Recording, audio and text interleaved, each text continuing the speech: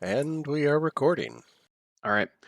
When last we left off, the Wolf Pack, after managing to be teleported into the Torre Infierna, defeated the Torch and managed to extract the soul of Tortorok, the Eternal Inferno, and extract Khalid to the Watchtower of the Archmage.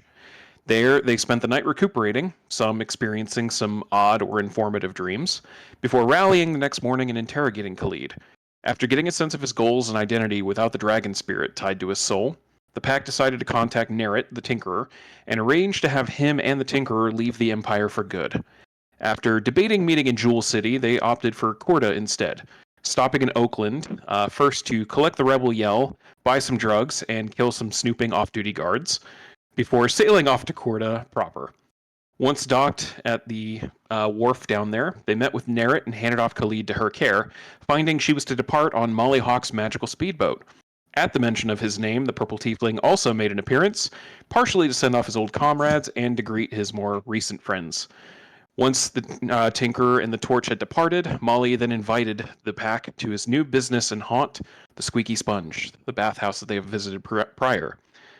And that's where we're picking up as you guys are being kind of escorted, walked through Corda proper towards the Squeaky Sponge, which most of you have been to. Drost, this is actually your first time in Corda, and you're kind of just getting swept up into this. But Wolfpack, as Molly is just kind of marching along to the beat of his own tune, what would you guys like to do? Or say, I guess. Are you just following at this point? I mean, we're out on the street.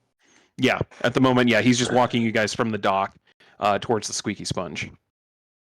Yeah, I'd probably hold off on having Yeah. So, how's the whole being the crime lord of Corda thing going? Conversation. What the fuck happened to that? Yeah, wasn't he like the governor when we left? To your guys' knowledge, what happened after, like, when you guys were leaving was the previous governor had been killed by the Blade. There was a bit of a power struggle as he sort of assumed control and was like impersonating that governor, but the legate seemed to have it out for him and already was like aware that something fishy was going on. So Molly had advised getting out of town since he knew that him impersonating the governor was only going to last so long. And you haven't heard much since then. So, other than some kind of crackdown happening in Corda since then, info that you got from one of the former barmaids that was imprisoned at the Hole.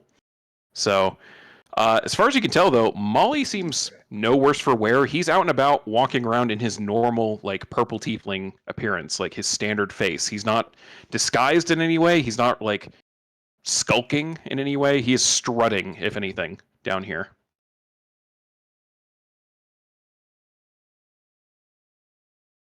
And he just keeps walking. You guys follow? Yeah, I mean, we know where we're going, right? Yeah, you have a pretty good idea. You've been to the Sponge once before. And as soon as you guys kind of round one of the corners heading right towards it, where you expect to find kind of a very simple like bathhouse facade, it is fully renovated. The place has been... It's clearly under new management. There are red and purple curtains hanging and like flags hanging from the outside, just blowing in the wind. It's not even really windy out right now. You're not sure where the wind's coming from, but they are still blowing. And the whole building just seems to be radiating this kind of like warmth and heat as you start approaching it. Molly kind of turns around. Well, I had to buy it out from under the old bag that was holding it, but I mean, kind of made it my own a little bit. You did a couple renovations. Oh, just a few. You ought to see the inside. It's a lot better inside now. Is it less subtle than the outside? Just as modest. Modesty. Is modesty really what you know of me? No. Oh, yes, definitely. Exactly. Oh, you. He kind of starts walking or heading back towards the front door and then stops, turns around and looks right at you, Drost. You're cool with mixed bathing, right? I don't know you yet. I don't know what your deal is.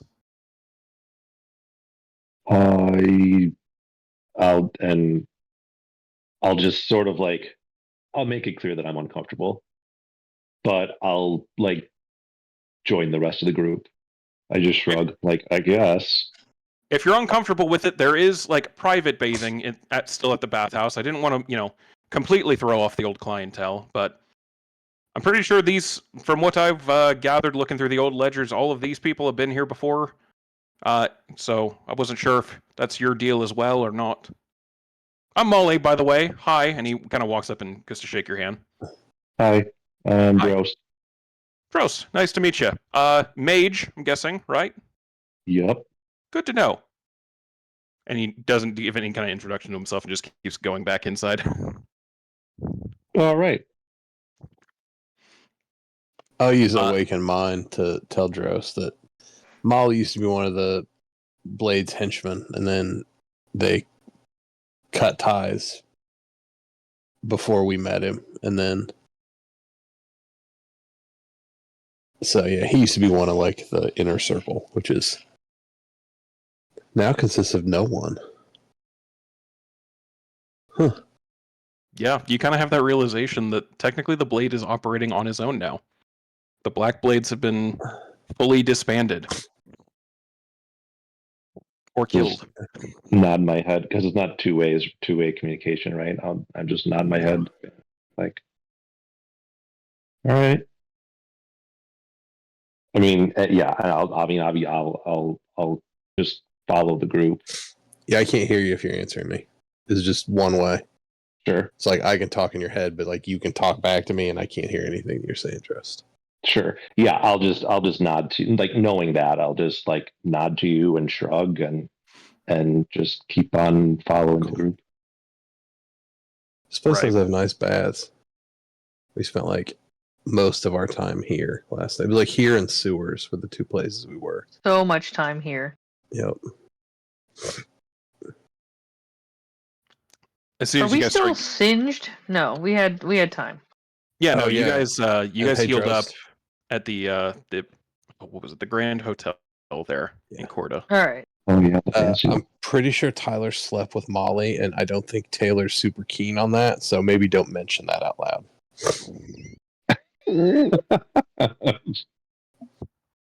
We definitely did.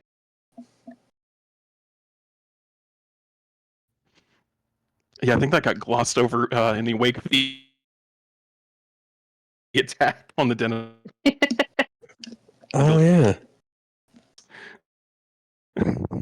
As soon as you guys start Oh, like man. heading towards the front door, though, Loki immediately kind of stops. He goes, "I'm gonna head and go watch the ship.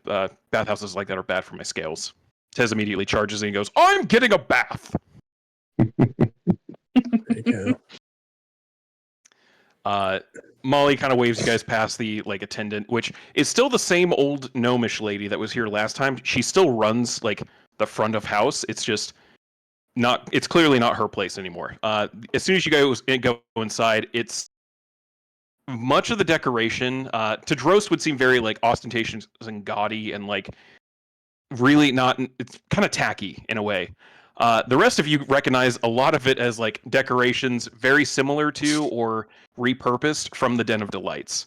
It's got that same kind of like, as soon as you guys step into the locker rooms, which are separated so you guys can, get comfortable. Everything in here gives that kind of same club vibe of, soft walls, like soft rhythmic music going throughout the place. And just a general air of like, we're just here to enjoy ourselves.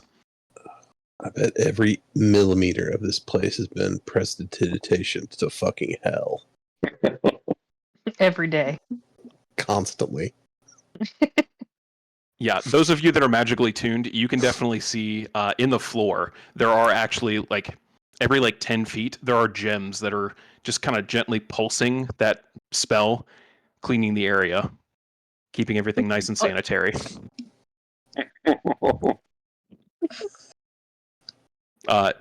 Tyler in particular, you recognize the magical signature. Molly enchanted those himself. He knew what he was doing. Yeah. So takes nothing to put a cantrip into something like that, and he made a lot of them as soon as you guys start walking through here. But there is kind of, as you kind of see, the area itself looks like it's been expanded. Instead of just having like solo bathing for each gender and then one mixed bathing area, Molly's kind of divided it up quite a bit more. So There's a whole area still devoted to mixed bathing. They still have the areas devoted to solo bathing. You know, like, hey, if you're not comfortable being out with everyone else, you can go, you know, just enjoy yourself in kind of more private spaces over there. But then they also have a lot of like spa treatment air stuff that's open air, like everyone can kind of hang out while getting spa treatments. And you can all very clearly see multiple rooms in the back that are lit up with red lanterns that seem to be offering some kind of more extra service. Oh, why does that door have a tentacle on it? Look, I try not to judge. We're right on the coast, all right? It's not me that made that one. In fact, that was a business partner of mine. But that's not what we're here for anyway. And he starts walking and very clearly like walks up to a wall that doesn't seem to have anything on it, puts his hand on one of the tiles there, and a purple door just appears. Looks at all of you. You, care to see the private room? Tez immediately goes, I'm getting a massage. That sounds wonderful. Well, you are large and big. You probably need one. Get a proper grooming while you're over there, too. And Molly nods over at one of the attendants who immediately takes Tez off to one of the back areas to start grooming and caring for the large barbarian, who looks ridiculous compared to the rest of you, standing at like 7 feet tall, just furry muscle, wearing nothing but a towel. Sounds about right. Yeah. Molly heads for the purple door. The rest of you follow. For the record, Yeah. Molly stops and goes, I'm not forcing anyone to come in here, by the way. This is just my, like, nicer private area. If you're not comfortable with it, feel free to, you know, enjoy the place as you see fit. Whenever you're done, let the attendant up front know, and they'll get you to the non-bathing part of my private area.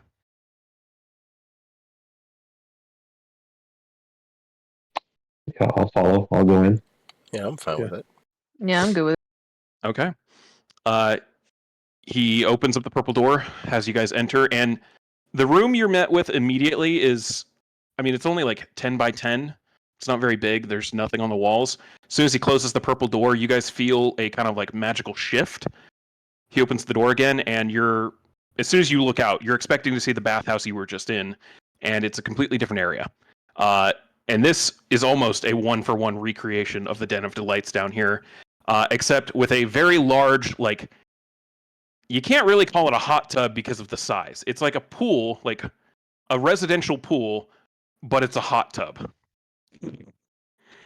Just foaming bubbles all over the place. A few people kind of enjoying themselves. Staff members that you very clearly recognize from the Den of Delights.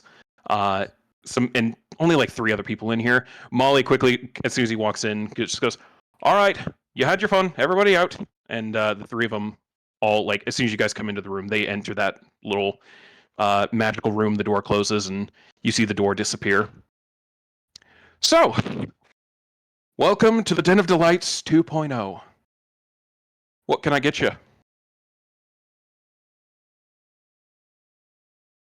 I'll pull out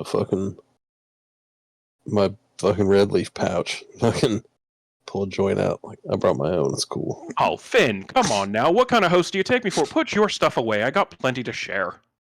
All right, man. If you're going to be here on my dime, you might as well be here on my dime. Works for me. Here's to that. And he kind of claps his hands, and you see a tray held by, it would be an unseen servant, but there's enough like steam in here that you can clearly see the shape of the unseen servant holding the tray. Comes up with a literal like platter of drugs and alcohol for you guys. Sweet. I ordered the tasting menu. Oh, perks of knowing the owner and whatnot. And he goes over and settles into, it's this little cup, like corner of the hot tub pool where it's kind of rounded out almost like a hot tub, but instead of having like stones as a back, there's like lacquered plastic or like leather of some kind as cushions for him to lay back against. So it's actually comfy. Almost like a club booth, but in a hot tub. As he just kind of leans up, puts his head back, scratches part of his horns. Ah, that's better. So, What brings you to my neck of the woods again? Other than, well, I guess just the prisoner transfer, right? Getting rid of the torch. Yes. That was mostly it. We just needed some place Yeah, to meet that and was the air main it. point. I didn't even Oh. honestly know you were still around. Well, for a while I had to duck out for a little bit, but things have kind of balanced out, I suppose. It's Yeah. complicated. So the legate, who is not a big fan of me, Zashawn, he's now acting governor of the territory, and he's not really in control, but he's not in control, if that makes sense. He keeps up to the cliffs and his part of town, and I keep everything else, basically. So long as we don't intrude on each other's territory, nothing bad happens. Well, that's handy. That's not too bad. I keep everyone down here in line, and I was already kind of running things for a little bit before he got named acting governor, but now it's just a little more, well, it's still unofficial. He can't actually say, I'm in charge of anything, but he also can't come down here and force me out, and he also can't really do a whole lot to do anything else in the territory right now, so... I mean, his own Imperial Guard's having to lock down his part of town, so he can't even send them up to help in the Redwood. Huh. Yeah, they need a lot of help up there. Yeah, and they ain't getting it from Corda, that's for sure. I kind of figured since it seemed like you guys were heading in that direction, so been trying to not necessarily do it out of the kindness of my heart, mind you, but I'm not wanting them to get involved any more than they need to. So been trying to keep things tied down over here. Zashawn hasn't been able to do much in way of anything really.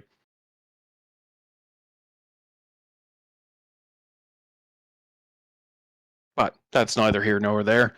Now I just kind of let life happen at this point. War hasn't come to Corda. Things have calmed down. It's peaceful in a way, even though it's a weird like military stalemate at this point. Yeah, that might change. Oh, planning on kicking some shit off up there, eh? We may have already kicked some shit off. I don't know if Shit's you did been that. kicked. I don't know if you did the math, but the Blade's inner circle is now kind of a straight line because Narret and the Torch were the last two that were still in play. That was the traveler ship that you had, wasn't it? Goddamn right. I It is like the new now. paint job. Looks good. Yeah, it is now the Rebel Yell. Oh, I like the name too. I know. It's nice and sassy.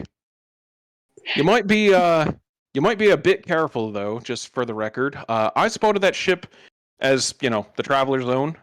It looks different, don't get me wrong, but the bits and bobs up top are fairly obvious and unique, I'd say.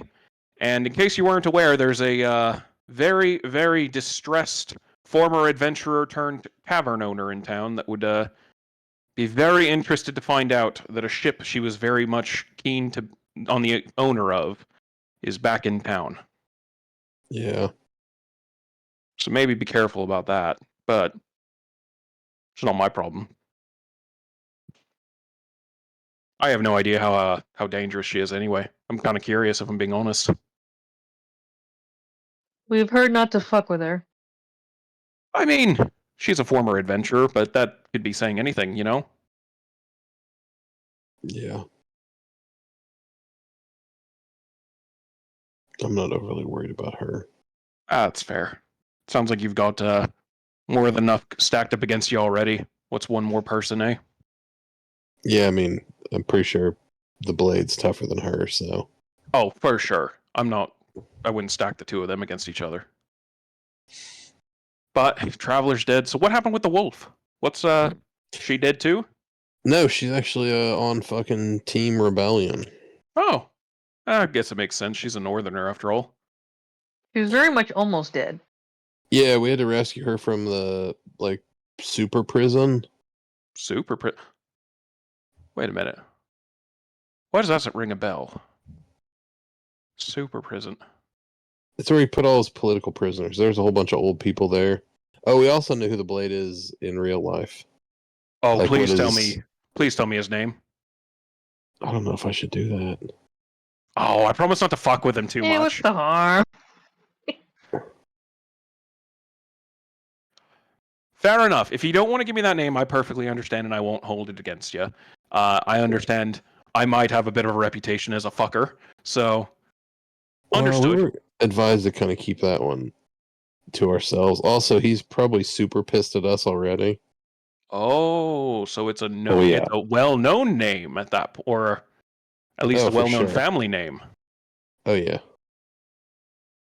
I've got a guy. I could probably figure it out based on that. Thank you for that. I'll have Yeah. someone figure it out. But that's. I guess it kind of makes sense. He always seemed a little hoity-toity a bit. Yeah, Huh. Oh, yeah. Well, all right. Yeah, I suppose that circle is pretty much gone now. Yeah. Although I'm not sure how well that's going to. What I'm not sure that's the best thing in the world for you folk, especially if you're going up against him. Oh, no, I think it's pretty Not to bad say. for us. Well, fair. He probably does have it out for you guys at this point, but not to say he was ever like truly holding back. Like he still did his own thing, but there's something to be said for letting a lot of delegation happen and keeping him out of the fray. His keeping his own hands clean, as it were. Now that he's going to be getting them a little dirtier, well, let's just say I'm going to make sure I get an umbrella before that blood starts raining. Yeah. Well, we found his little prison and broke a bunch of people out. Oh, I bet he didn't like that. Oh, he specifically told us not to. Like, in those words. And we did the Oh. whole, like, cut out. And then we just fucking bailed. So it wasn't face to face when you said it then.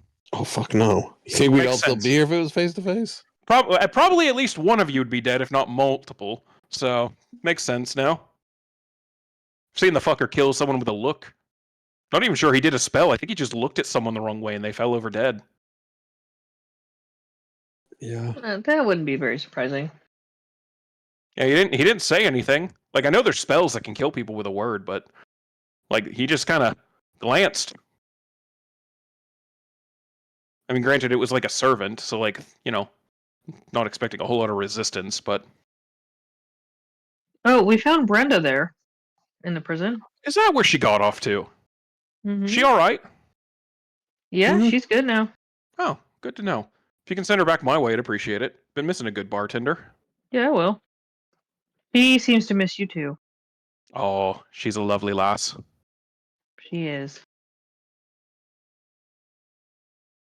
So, So what happened to the first iteration of this place? Oh, I'm still not entirely sure. I want to say that someone got a little rowdy and set something on fire, and it just got out of control from there. And I want to say it was a targeted thing that my enemies have done, specifically those up on the hill that legally can't do anything to touch me or do anything without making a big show of force that they can't do. But I also can't rule out that it might have been me on a drunken bender. Look, I that night I specifically got a new shipment of this weird liquor that they distill it down in Rook Island, and I don't know what it did to me, but I kind of woke up the next morning covered in ash. Like does that have like everyone- a goat's milk base? Because I think that's where Tez is from, and that dude is fucking obsessed with goat's milk. I want to say it was. Maybe that would explain. I don't know. I remember taking like a sip of it. I thought it tasted nasty, so I took a second one, and it was little bit better. Like it was a minor. It was getting better by the sip, so I just kept taking sips. And at some point, I stopped remembering what I was doing, and then that was when I woke up the next morning. Little time travel potion. 100% a time travel potion. And from what I've been told, it was also fairly flammable. Apparently, a couple of my bartenders tried to do fire shots with it, which supposedly is not the cause of the fire as well. They drank all of those, but not entirely sure what happened. So, don't really know. Still a mystery to the ages if something happened. But thankfully, I had insurance, so had enough to set myself up somewhere. And I looked around and thought, well, if I'm going to set up a new den of degeneracy and delight, why not do it where everyone's naked and wet, right? I mean, Right. save yourself the work. Exactly. It's a half the battle right there. It's like pushing on an open door. Exactly. So, speaking of your former associate, how much of his like big picture plans were you in the loop on? Not a lot. I got brought in more as like an afterthought at the end of everything. More for influence and enchantment than big picture things. He did try pitching me on this whole like indoctrination plan that he had at one point. Didn't give me any real specifics other than like, hey, how easy would it be to trick a bunch of people into going into a room and letting me do whatever I wanted with them? Which, to be fair, my first thought was like, okay, this dude's into some shit. I'm not saying no, but I have some concerns about consent. And then after I brought up the consent thing, he got a little weird about it, and then it kind of dropped after that. Well, I think you guys want to do very different shit to the people in the rooms.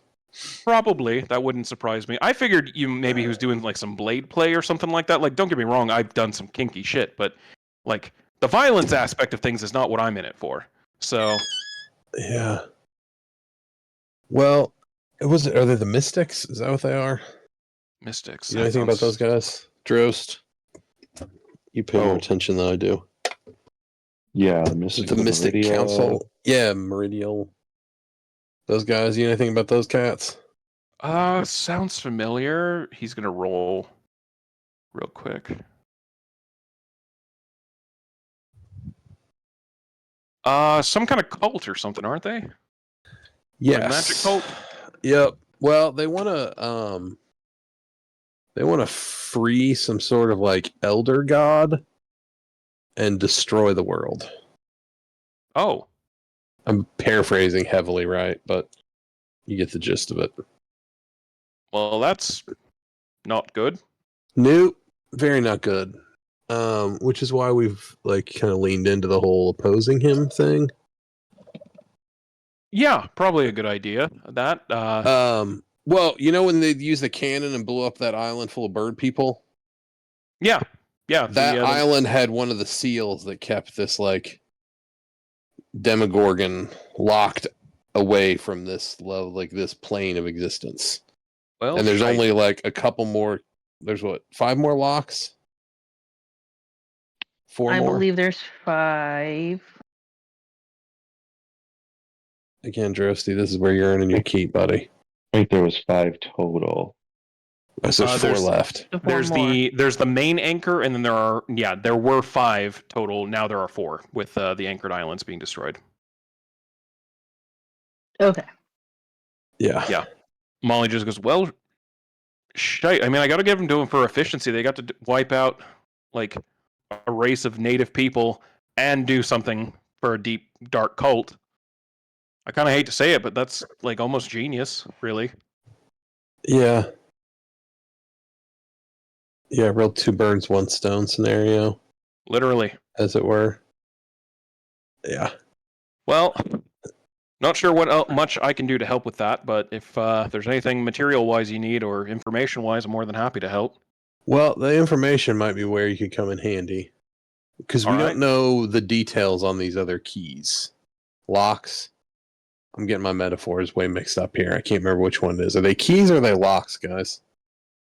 No, I think was it the Archmage referred to him as anchors? He did. Anchors. Yep. That's the Anchors. one. Samsonite. I was way off.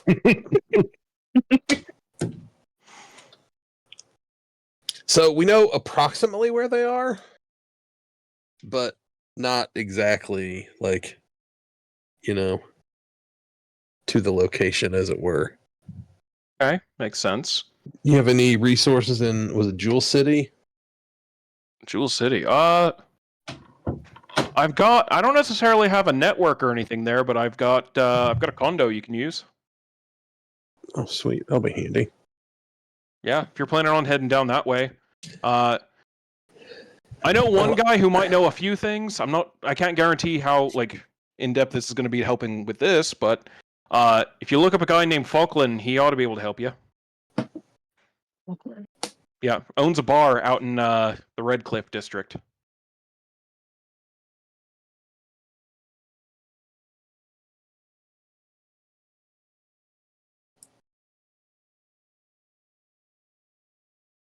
Does Falcon like to cook? As a matter of fact, he does. He owns his own bar and restaurant. Does he have a thing with overuse of pepper? Not from what I've heard. I think I've only ever had food of his once, and it was pretty good, though. No, like the overuse of pepper is a big pet peeve. Oh, I mean, his food was well seasoned, so I could see that. He is a bit ornery on some things. Also a bit timid. If you intimidate him, he'll roll over and tell you whatever you want to know. But I can't guarantee it'll be accurate at that point. No. But he's an easygoing guy. Probably don't need to do that. Yeah. No. Pay him a couple gold and he'll spill his guts, I'm sure.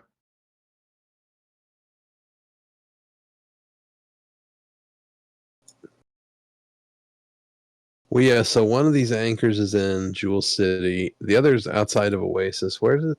Was it like Hell? Gates of Hell? Oh, the That Hellgate. goes- I've actually heard of that one. Yeah. Some kind of there's some kind of arch they say opens a portal literally to the Hells. It's Yep. it's out in the mountains west of Oasis. Well, evidently this Hellgate's another one of the anchors.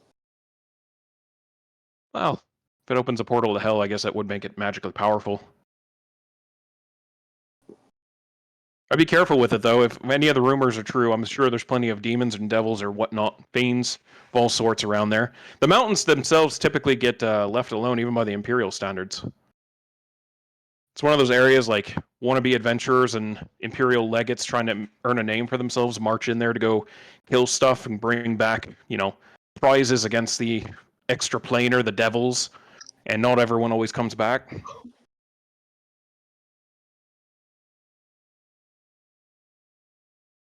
But, I mean, they're also not you guys at this point, so.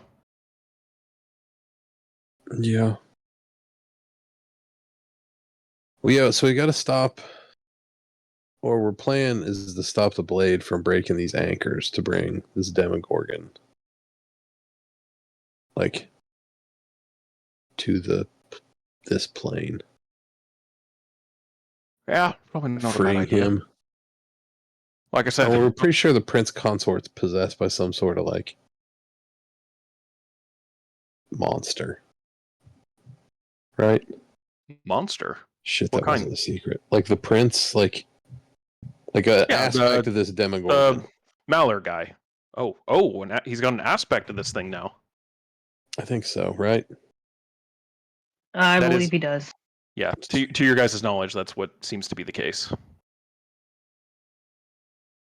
Well, that makes for interesting politics, at the very least.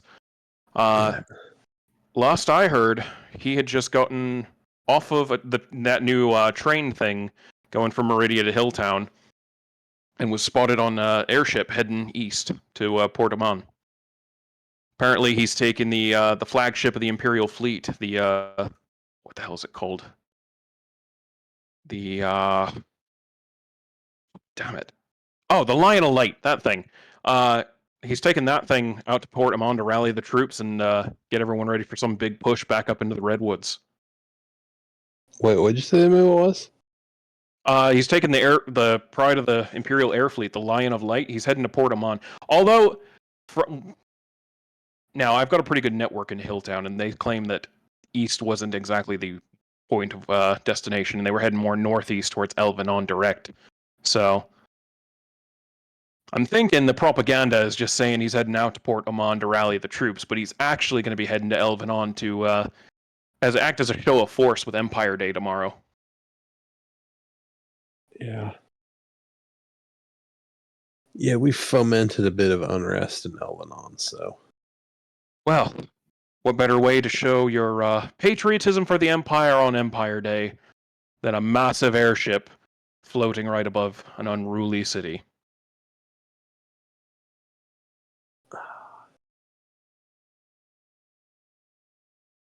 We should go blow up the Lion of Light, guys.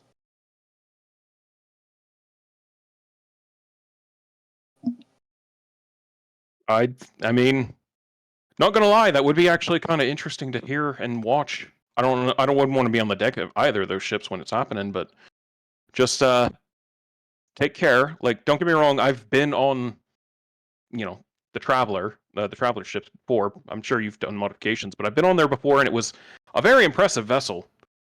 The Lion of Light, I've seen that thing fly over by Korta once, and that thing is a ship of war. It was designed to do one thing, and it was kill other things.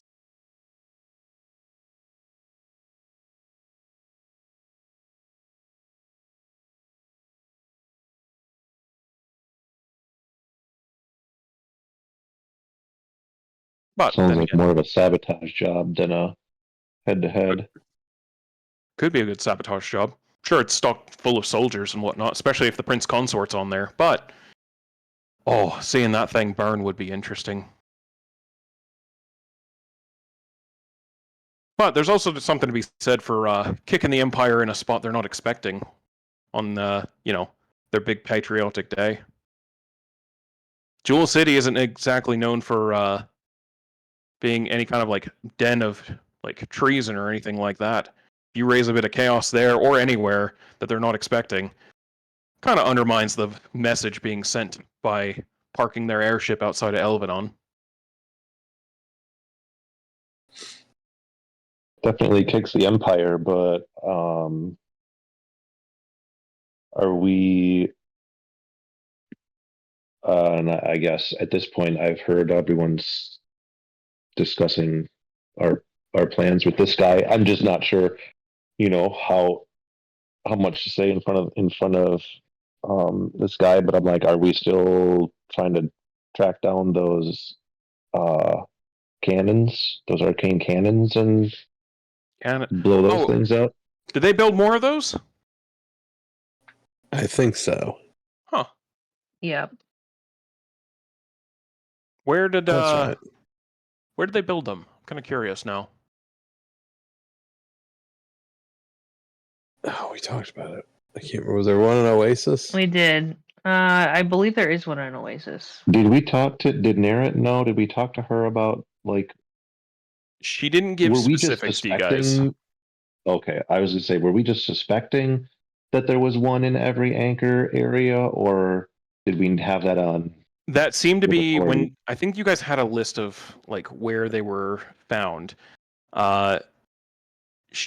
And it seemed like based on like the range radius that they had available, they were all kind of affecting where any of these anchors might have been. The only exception being the one that's out in the ocean. Like they can't get that one. Oh, sure. Yeah, the one out in the East Water Sea. But there was one down supposedly being built like in Whitewash City, or it was rumored to be built in Whitewash City. And Yeah, another that was wasn't there being one, built in like- Oasis. Yeah, like one kind of centrally located where it could hit a couple anchors or something. Yeah, potentially. I feel like I had it written in one of the notes files, but I'm not seeing it.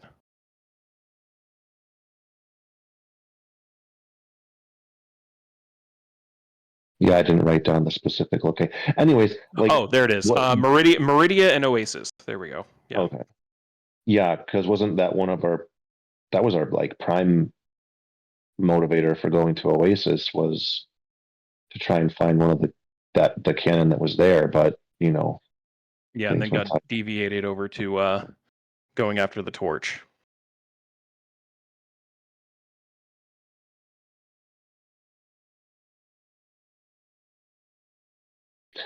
anyhow, I'm up for anything, but damn if I'm not exhausted. Well, you have a ship. You can always sleep on there, I'm sure. Or if you want to be put up for the night, more than happy to. We won't have any issues getting out of town tomorrow. Empire. It's supposed to be Empire Day, but Zashan's kind of locked it down, so there's no like celebrations or anything going on here. Is it like what? I can't remember what time was it. Was it afternoon, evening? It is currently more like at this point now. okay. It's closer to noon. All right. Yeah, you guys we did the prisoner just swap. dropped off Like 9-10 in the morning. So it's a little closer to noon at this point.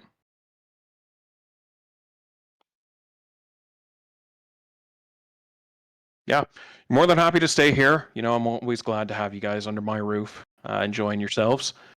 If you have other business, though, I perfectly understand. Sounds like you got quite a lot on your plate at this point. Yeah. So. Just a bit. Oh, do we tell you we're all like generals in the voiceless? Oh, are you? I don't know what that is, but that sounds cool. God damn it, we need better fucking PR people. Voiceless. I'm assuming some group of deaf people? Or not, Sure. maybe not deaf, but mutes. Are you leading an army of mimes? No. Yes. Damn. Yes, we really You know enjoy what? I actually respect you more for not doing that. That sounds like an awful idea. I could lead an army of mimes into a volcano. Thank you. Yes, that's exactly where they need to be led.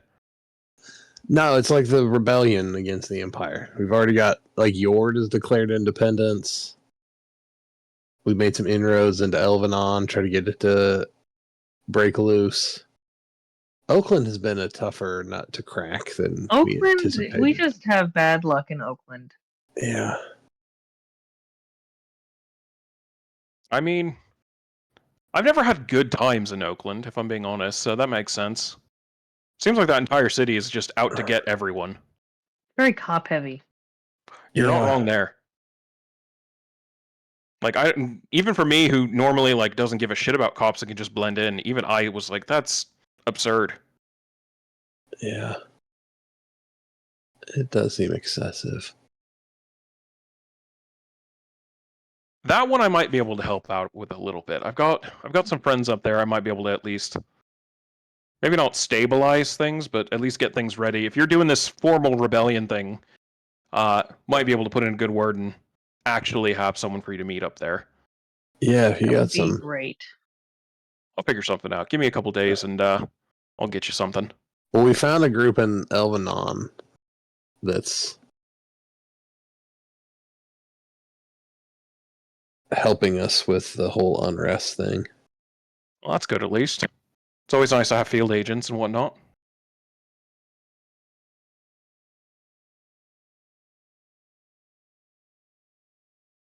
But yeah, we figured now that the torch is out of the picture, the north is going to be a lot easier to turn. Well, I don't even necessarily think the North needs turning. I think they're probably just looking for a good reason to do it. Yeah. They've never been on good terms with the Empire at this point. It's always kind of been if you really want to come up here and fuck with us, we're going to make you pay for it kind of mentality. So, just yelling at each other over the fucking fences, the mountains. But if you're doing a formal thing and you have your shit together, they'd probably be more than willing to jump in. Plus, I've heard they've got a lot of weird magic shit up there. That'd be kind of cool to find out. Weird magic shit, you say? Well, yeah. Haven't you ever heard the story of the Northern Lights? Have I heard the story of the Northern Lights? I mean, you're from Elvenon. Roll me a history check. Okay. Actually, no. Roll me a nature check. Ooh, okay. We'll branch out a little. Nature branch. 22. You have heard stories about the Northern Lights. They're this interesting phenomenon. You know it from a druid perspective because it's something that druids of the Verdant Peninsula and your mother talked about of spiritual energies coming from the world in the sky and suddenly becoming visible to the naked eye in weird ways up there. It was always kind of unexplained as a natural phenomenon and not necessarily one that has a good origin. The druids were always kind of stumped by it. But what you do know as a practical effect of it is that it's part of the reason that the North is as well defended and the Empire, the Empire has air fleets and things like that. They have the capability of getting troops just over the mountains. The mountains themselves aren't the problem. The Northern Lights are said to stop anything that's an airship flying into the Northern Territories and crashes it. And that kind of, as soon as you start thinking about it, Avandre mentioned specifically, don't fly the Rebel Yell up into the Northern Territories until you've talked to him and he's gotten a specific rune for you guys. Because something up there will keep any kind of aerial intrusion from entering the territories, or if not preventing it from entering, it will immediately crash them and force them to the ground.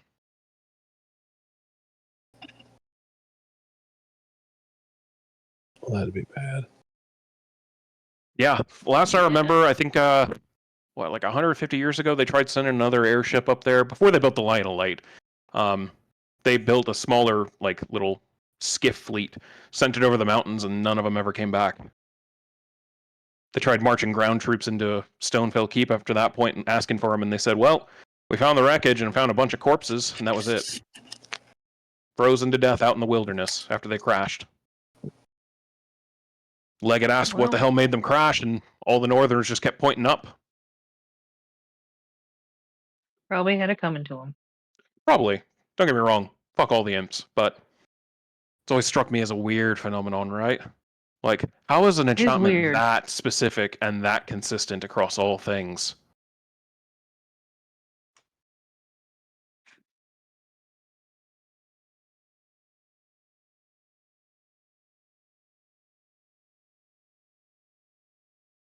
But, like I said, don't know what you're planning. If you're heading to Jewel City, I can give you an address to go to. It'll be, there's a key under the mat. Just make sure to leave the place cleaner than you left it.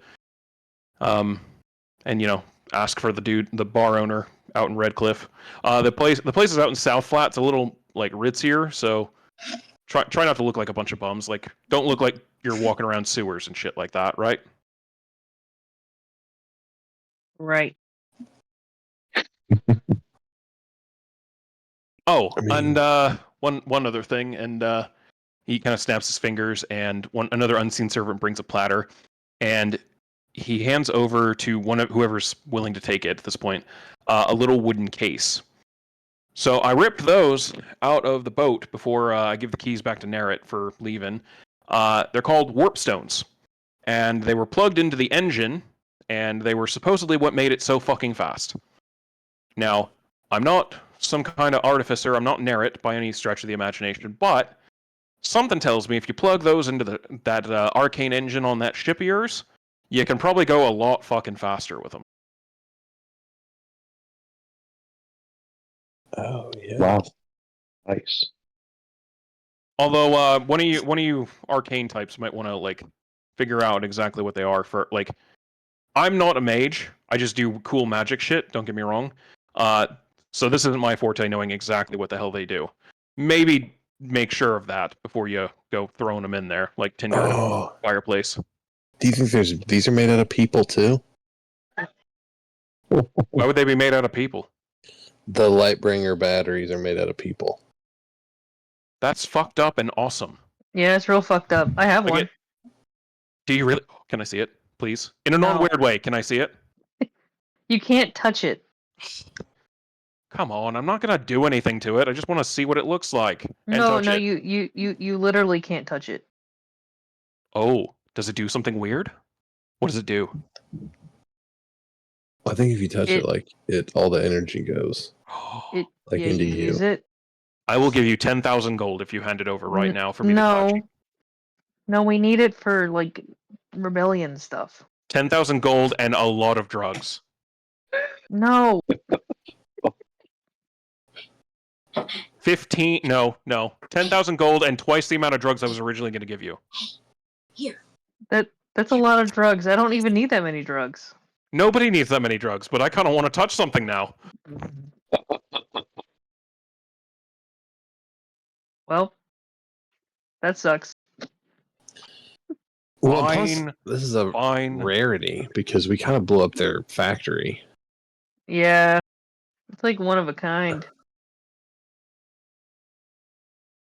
Go ahead and someone roll me a persuasion check at advantage with all of this. I guess that's my job, huh? Someone I guess should. so. I have a +8. I don't. Persuasion. I'm not great at. Oh, okay. I can roll it. Give me a roll at advantage then. All right. I'll just roll twice.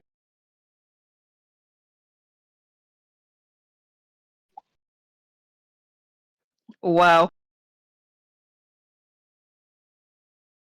Looks at you very shrewdly.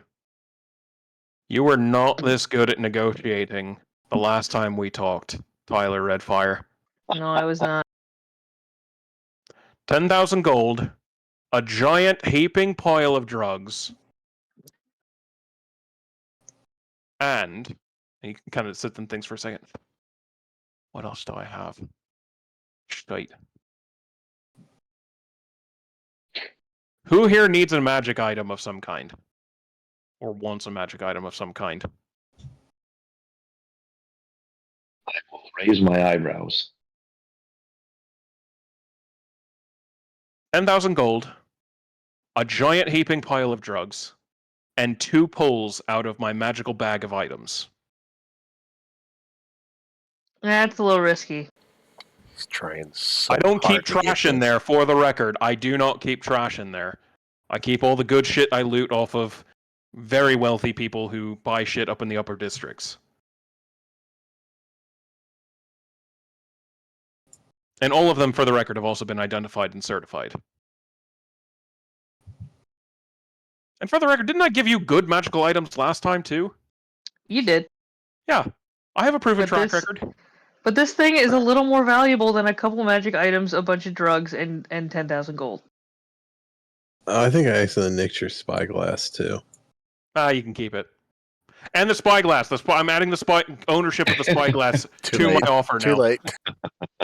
Now, officially recognizing it as now your item is part of the deal.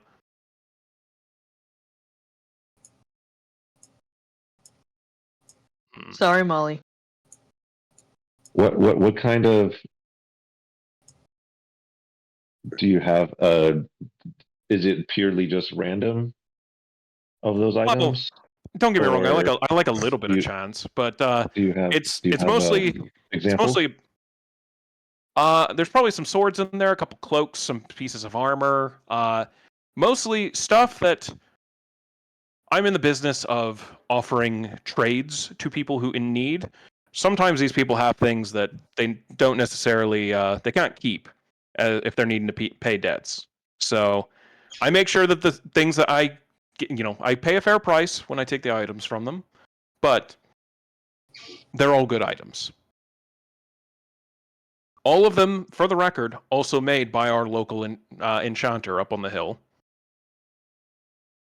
Is Two it the same pull- Warren Jamcott? 2 pulls out of the bag,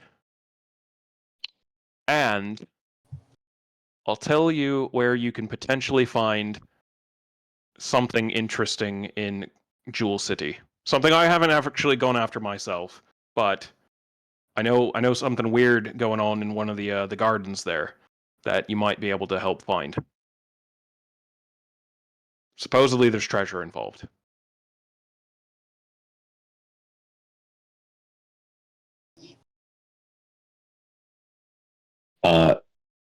It would be very visibly obvious that Drost's curiosity is piqued. I would look at Tyler and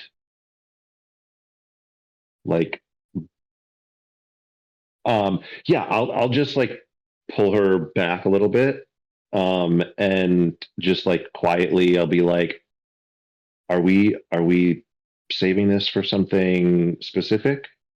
I'm totally fine if we are, but I feel like it could be leverage is the wrong word for it. I feel like it could be proof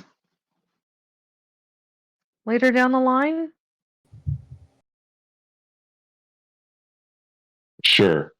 Yeah, I remember that being part of the discussion before. Did you have multiple, or did you just have the one? I think I think I just have one. I can look. I thought there were multiple, but I can't remember. I think we used a couple accidentally. I do believe you used a couple. Yeah. Not knowing what they did, I think we eat both Tyler and Drost. I think we knew what they did. We just didn't know Inadvertently- what they were made of. Let's say Right, this. yeah. Someone We knew they were souls. Yeah. Someone give me a d20 luck check. If you roll 10 or higher, I'll let someone roll a d4 to determine how many you have.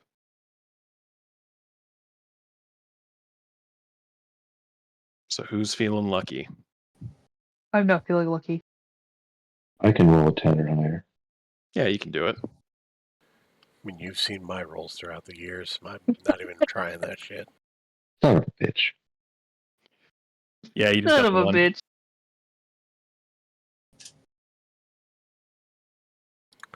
I should have rolled.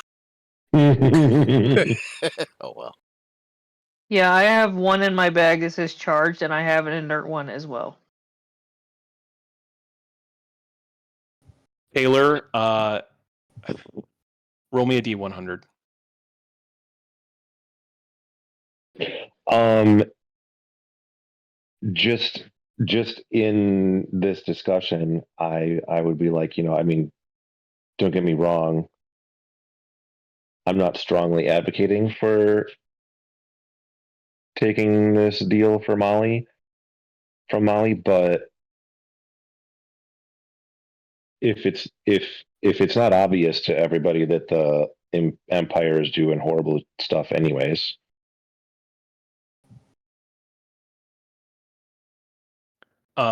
Taylor, you did grab a smaller one on your guys' way out of there that you have access to. Oh, look at that. It's the equivalent of like with how the mechanic works, giving spell energy and everything. The one that Tyler has is more akin to like 3rd or 4th level spells. The one you have is like a 1st level spell. Oh, we could probably give him that one. Probably, if we really wanted to.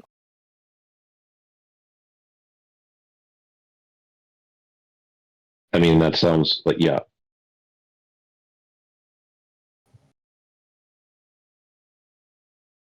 Come on, you want to take the deal and find out, don't you? I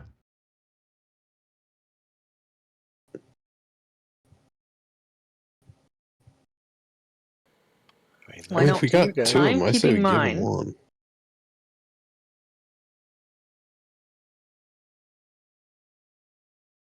Right, yeah, the one that Tyler has was like, oh, what were we? That was the size that was powering the light blade armor, right? Or was Correct, it yeah. multiple of those? Or okay, sure. It's the crystal that she has was powering the main chassis of the armor. The weapons themselves have their own as well, like power source, but that seemed to be enough to at least power the armor. Sure. Because yeah, we've been kind of like collecting scraps and schematics and stuff like that as well. Because more stuff to do, right? Do you say that out loud? That was just me thinking, Okay. but His cards on the table, Molly would be very interested in getting his hands on armor. And I think Drost would recognize that. Like it's very clear without no insight roll needed. Molly is very interested in things that are like novel and new experiences and things like that. Sure. New information, new items, and everything like that. Always looking for something, fresh. You get the sense like if you offer him something, if you offer him something he's never experienced before or had, like light blade armor, even if it's just scrap pieces of it, decent trade for him.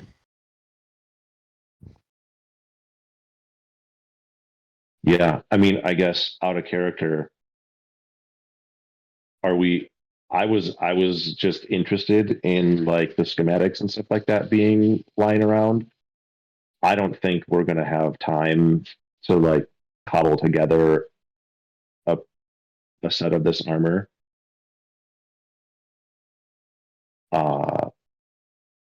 Yeah, Dross is just interested in what's in the bag. For the record, you also haven't even pitched like the schematics or anything over to the artificers with the voiceless, who could potentially true. like. I mean, you think about it for a second, like Dex could potentially build you something with that. yeah, either us or using it in Or as the far as voiceless, like yeah. the voiceless or advancing that sort of.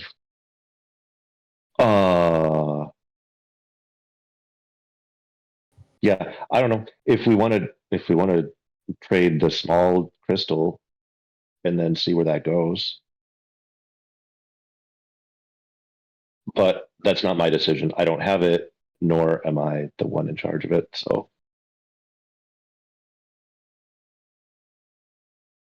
Molly just kind of looks at you guys. Do we have a deal?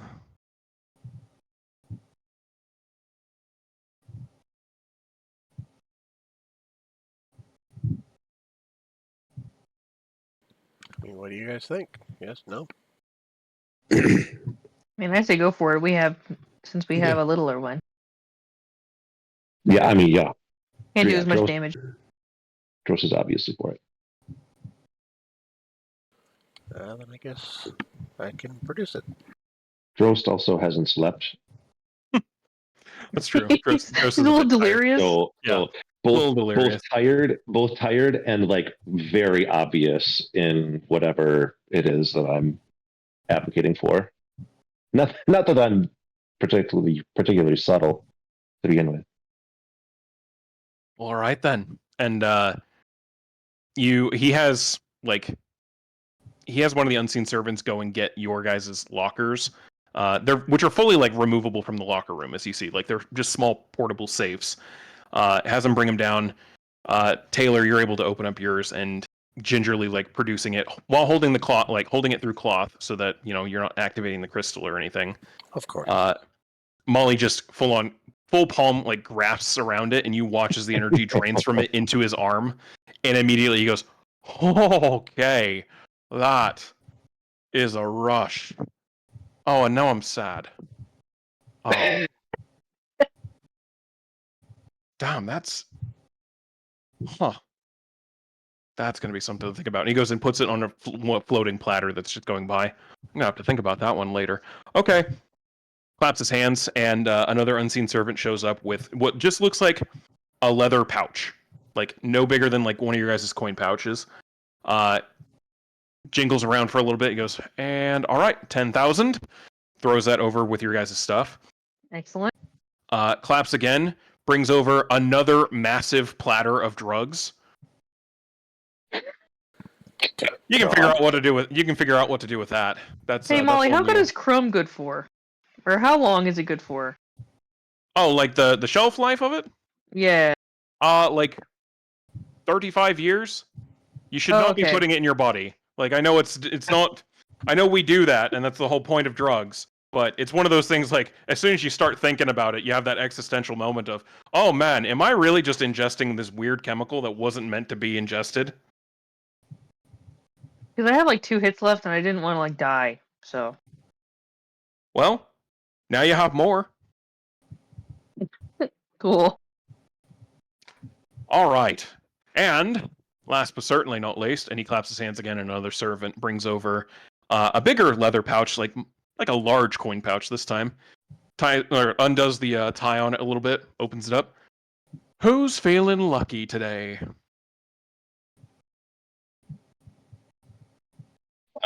Just look at Taylor. Like, it's your crystal. Go for it. I'll make a go at it. Fuck it. All right. I need you to roll me a d6.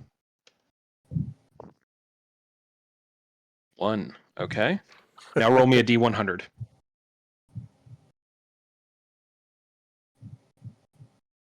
86. You pull out this long blue, like almost. It almost feels like leather, but it's this weird soft skin on the back and a very nice like blue cloth interior. As soon as you kind of like hold it up and look at it, you get this like while you're holding it, you're out of the water at the moment. While you're holding it, you suddenly feel this weird affinity for the water.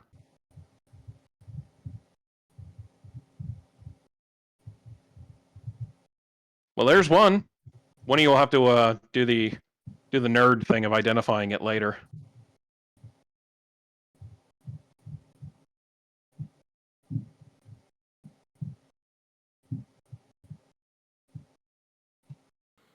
All right, So who who's else is feeling lucky for the second time?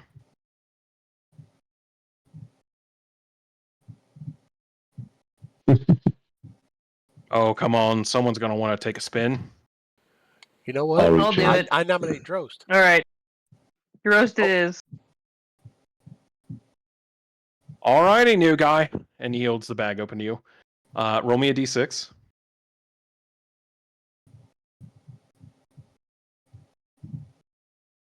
5. Roll me a d100.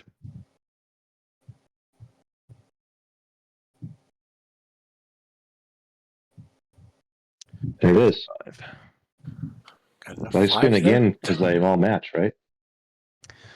You immediately pull out this, like, you start pulling, and then you realize, like, it's a little stuck, and you start yanking a little harder. You're like, your hands are firmly gripped on something metallic, and part with some cloth interior to it. As you start yanking, you start seeing, like, it looks like armor, pieces of it, and then suddenly full pull, and you pull out this set of what looks like half plate armor that is fully done in this shiny black material that doesn't even seem to, like, as soon as you look at it, it doesn't even seem to absorb, reflect light. It just fully repels it. And you know, Dros specifically, because you have experience at the Order of Magi, you know for a fact this is adamantine. Whoa, cool. It's like, oh, holy cow. Heard this stuff's hard to work with. Yeah, it's not too plentiful, and not too many people can get their hands on it as a result of that. But, you know, some people buy it with resources they have at one point, and then suddenly they need other resources. I will offer it to around in case, like, does anybody want this right now? Otherwise, I think I have room in my bag of holding. Can stash it there for later. Yeah, that sounds good. Yeah, you can figure out what to do with it. I'm sure you'll have to do something with that cloak at some point, too. Oh, Tyler's wearing that. Taylor, sorry. God damn it. Are you wearing the cloak, Taylor? I haven't put it on yet, no. Okay. Well, pleasure doing business with you. Should you have anything new and weird and exciting that I might be interested in, more than happy to let you take another pull out of the bag. I've got a lot of really good shit in there. And some shit I probably don't even know about. This is one of those, like, my like underlings, if they have something that's worth a lot of money or some powerful enchantment, they just kind of throw it in there.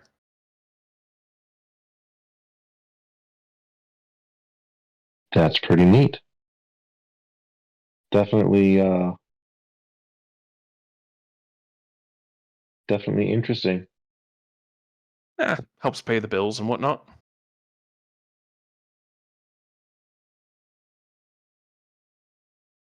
Well, I'll let you guys figure out. I'm sure you don't need me hanging over you. I'm gonna head up and check how things are going upstairs, and let me know if you need anything.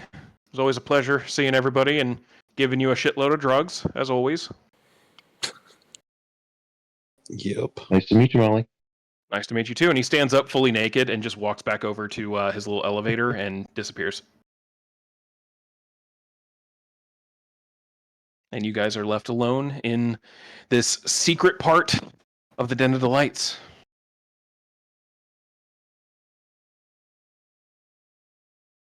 What would you like to do?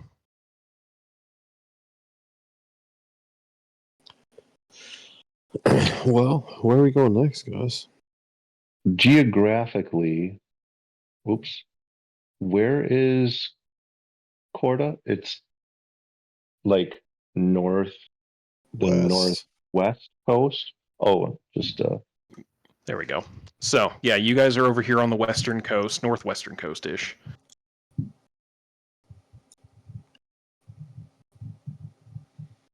So, you know it's about a day's flight from Corda to Oakland with clear skies and good weather.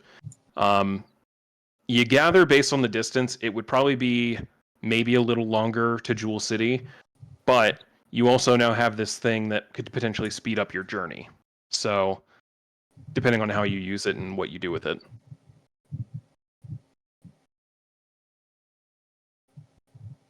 so our list of options we've got this crystal that we need to get rid of, the Tordarok crystal Yes. that we need to get rid of in the north, right? Yeah, that seemed like a wait to hear from Avandre kind of deal, because he's Okay, trying to make sure you guys have, like, you guys are allowed to go up there. Right. Permission. Yeah, so that part's kind of in a holding pattern. So far, you have all of the rumored anchor points that you could go investigate. Mhm. There's obviously other city. You could go back and fuck around with Oakland if you wanted to. There's the anchor down in Jewel City that you can go investigate, or all the way back in Oasis if you really wanted to. You could look for the Hellgate as well. And now you also know that there is potentially a very massive air warship heading towards Elvenon. Unclear if it's going to just torch the city. Probably not going to torch the city, but definitely going to be hanging over everyone's heads as, like, maybe fucking behave on Empire Day. Is Empire Day like legit tomorrow? Empire Day is legit tomorrow. Oh man. Oh shit. Yeah. Certain areas of the Empire tend to take it a little more seriously. Like, Hilltown was fairly close to Meridia, and a bigger city, so they usually had festivities for like a couple days. The Twins would know up in like Elvenon, it's taken a little less seriously. Like, it gets celebrated the day of, and that's about it. With parades, festivities, all that stuff. Drost being from the Riverlands, it's taken very seriously. It's a full week of festivities celebrating the Empire. Well, yeah, I mean, if we want to get anything done in that area, there's probably plenty of distractions that could cover our tracks. Otherwise, trying to remember. I don't think I have teleportation circle coordinates to anywhere in Oasis. Give me an Arcana check real quick. Well, yeah. Oh, all right. Same thing either way. You used the circle in the Torre Infierna, mostly as like a cheat to use for other circle coordinates, but you jotted down the coordinates for that circle in the tower as well. So you at least have that location you could get into the tower. What you do from there is a question, but Yeah, no shit. I mean, I'll offer, like, I could get us back into the tower where we fought the torch if we're really wanting to get to Oasis. you also now have these warp stones that could do something. You need to Right. run identify to figure out exactly what. But If we're just sitting around here for now, I guess I can start the process of identify on probably the stones first and then the cape. okay. I'll just do it ritual as a ritual. I don't have it prepared. So yeah, 10 minutes for each. Easy enough. The stones themselves, actually, let me do the cloak first, because the cloak's going to be the easiest one. The cloak is the Cloak of the Manta Ray, just straight out of D&D Beyond. Basically gives you water affinity. I think you can look it up in the compendium there. Yeah, I'll hand it back to Taylor and explain the details. Makes you swim fast, breathe underwater. Yeah, Like breathe underwater and swim speed is 60. So, pretty basic. The warp stones, however, are a much different thing. So, first thing that you can identify, because you just recently saw it, these are not the same as the soul stones that you guys were getting from the lab. Like, these are pure arcane energy, not tied to souls. you know for a fact it would have taken someone. You're assuming Nerit's the one who made it. It would have taken quite a while to like manufacture these because it's quite the pouring of arcane energy into one like condensed pearl. But that's all it is. It's just energy that you guys typically use for spells, highly condensed. What these stones can do, you after identifying it, you notice that there's two functions that you could do. You could install one of these or multiple into the arcane matrix tied to the rebel yell that keeps it, afloat and flying. For each one that is installed physically on there, it will increase the speed of the ship itself permanently, as a base, like its base flying speed suddenly goes up by a magnitude. Or what can happen with these if you use it instead as like instant fuel and burn it into the matrix instead of installing it, it could probably take you just about anywhere around the continent in a near instant, provided the captain is paying enough attention and has good hands at the ship. Sweet. And then there are two of them? There are 3 of them here. Yeah.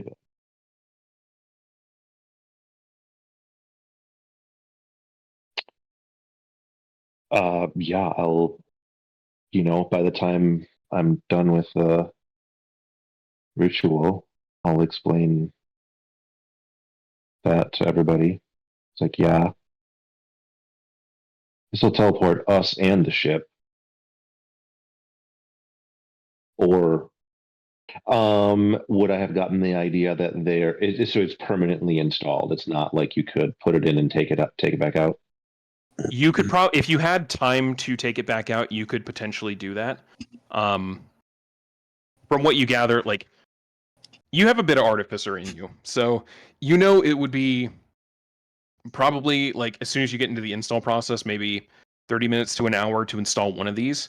Uninstalling it would probably take a full hour each time. So this is not going to be a like if it's installed, panic pull it kind of situation. Right. But should you change your mind down the line, you could potentially do it with a bit of time. Sure. Yeah. I mean, I'll explain to the group that it's either instant fuel or an upgrade to the speed. How much kind of plug and play? Speed. You said double it. So I'm actually looking at how much. I mean, quite a bit. We could install one in and test it out.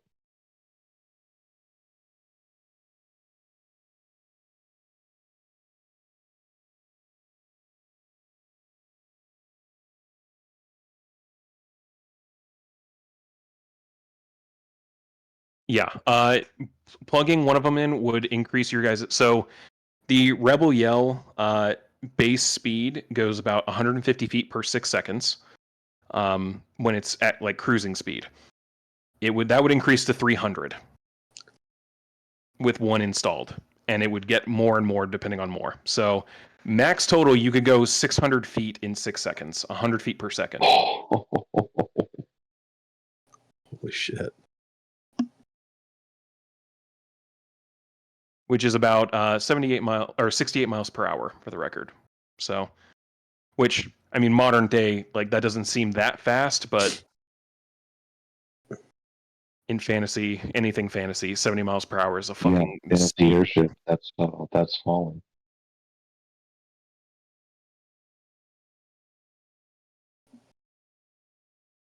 Also, if we get into a ship-to-ship combat or something like that.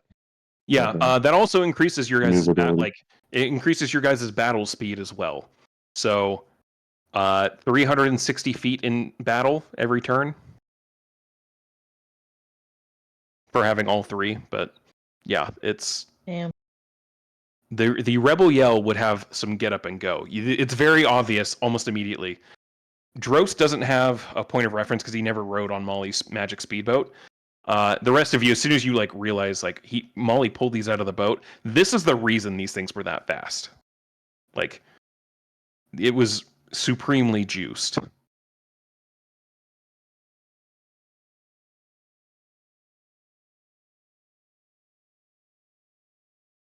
Yeah, I was like, wow, this Molly guy's pretty generous.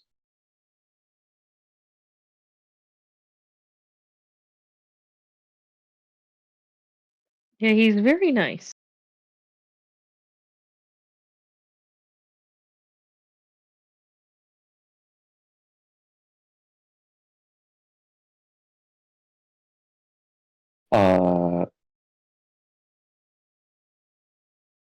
Do we have like a destination plan? I feel like big picture, trying to track down those arcane cannons is something to look at, but I don't even know how to Yeah. do that.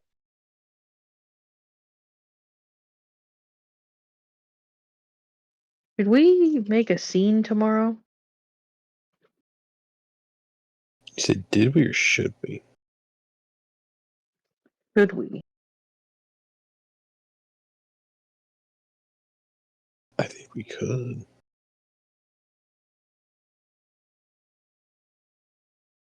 In Albanon?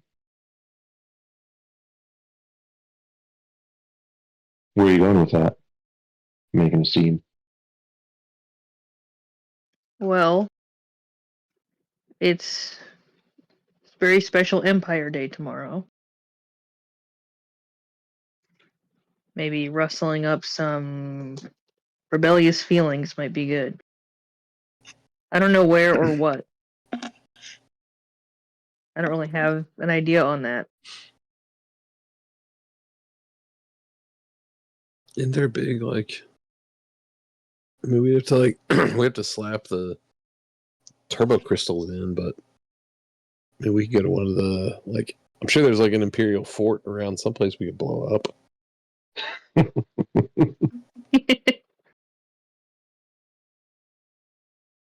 Someone give me. Actually, I think the only one who would know about any of this would probably be Taylor, potentially. Give me an intelligence check.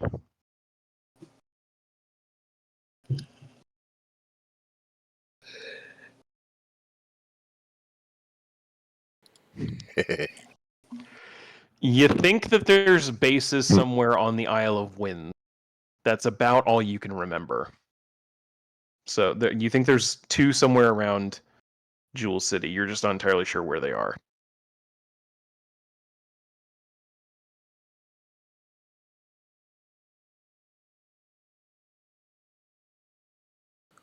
I would relay that to them. Well, should we head that way? Look for an anchor and or uh Imperial base to torch?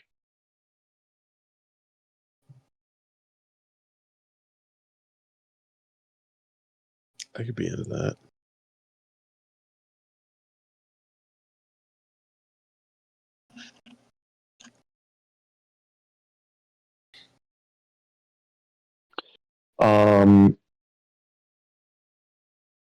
Sorry to make you repeat yourself again, Corey, but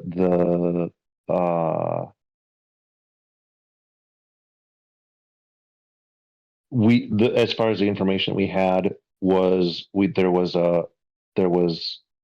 a cannon in or around Oasis and like the Riverlands potentially, or Specifically Meridia. Yeah, the capital, the Golden City itself gotcha. has one Okay. built.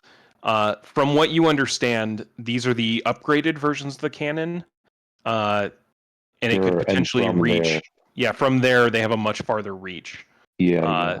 than the original one did.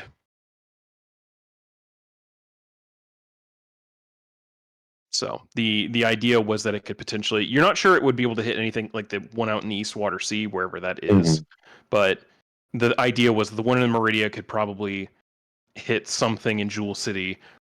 That obviously being a bad idea because it's a full population center and it's not as easy to hide as blowing up some islands with natives. But the one in Oasis for sure would be able to hit something out in the desert or in the mountains. Well, yeah, I don't know how much good finding finding an anchor does. If we can't somehow protect it. Did we think that, what was his name? The Prince Consort, was it Malor? Malor, yeah, Charles Malor. We thought that he would be on the airship in Alvanon. Yeah, so Molly's intel was that there's a railway system leading from Meridia through Agria to Hilltown, like a light rail, essentially. He landed there earlier that morning and then was promptly seen getting into an airship that was rumored to be heading to Port Oman, to the east, where there's a notable fort out there to rally troops. His intel says that it's heading just straight northeast, though, to Elvedon. And it's specifically the flagship of the Imperial Air Fleet, the Lion of Light.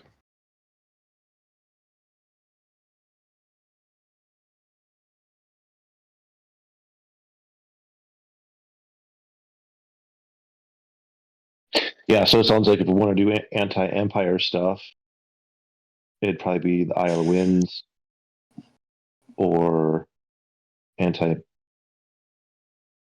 what's the Mystics stuff? It would be Oasis. Or trying to sabotage the cannon in Meridia, but that sounds like a tall order. Yeah. Everybody give me an Arcana check real quick.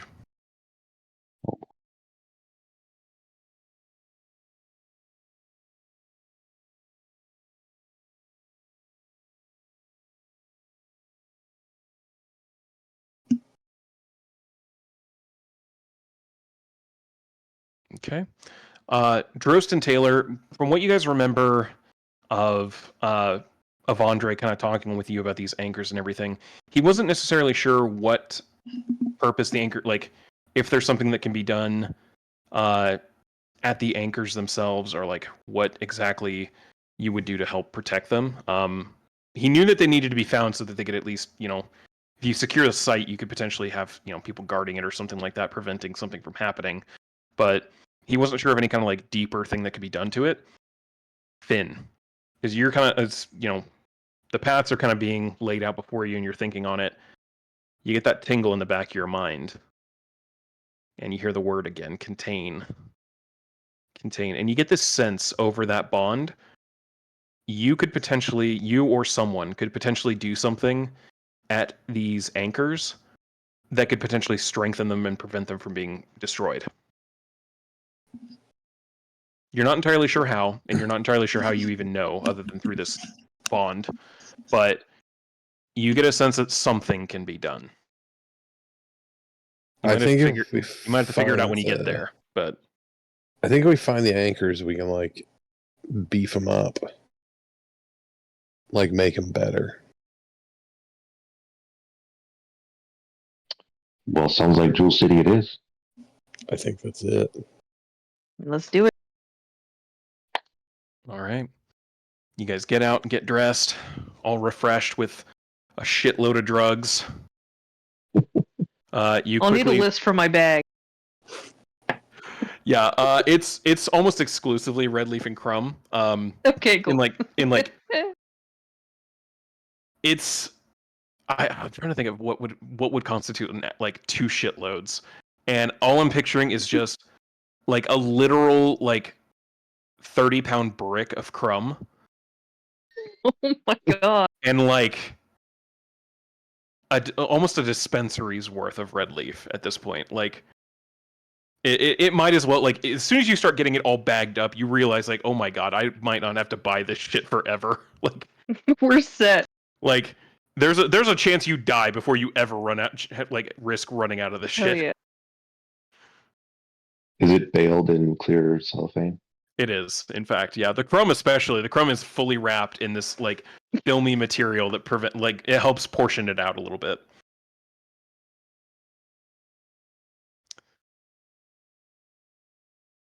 Sweet. Yeah, pretty much just a shitload. So yeah, you have all that. Molly meets you guys up at the front, back in his robes, just like heading out, I'm guessing. Yep. Sounds like we're going to Jewel City. Well, like I said, down in South Flat, he writes down like a street address and just hands you a note with it. If you head down to South Flat, you'll find my place there. You're welcome to stay. Like I said, key under the mat, leave it clean.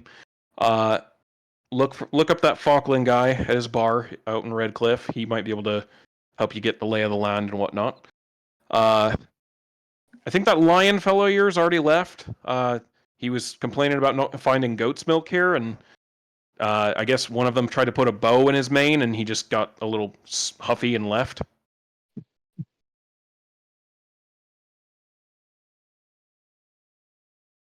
But I wish you guys all the best, obviously. And you ever want to trade some more, or need more drugs, or just a place to lie low for a little bit, the Den of Delights is always open.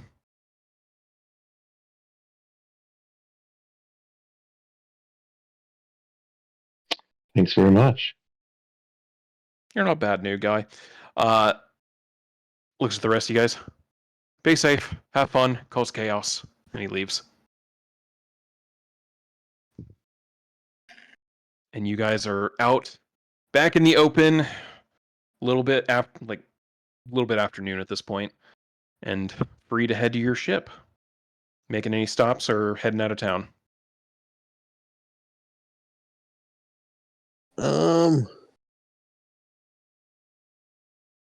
Yeah, I want to try to find that Warren Jamcod dude. He was supposed to enchant some stuff for us because we saved him. He was indeed. Oh.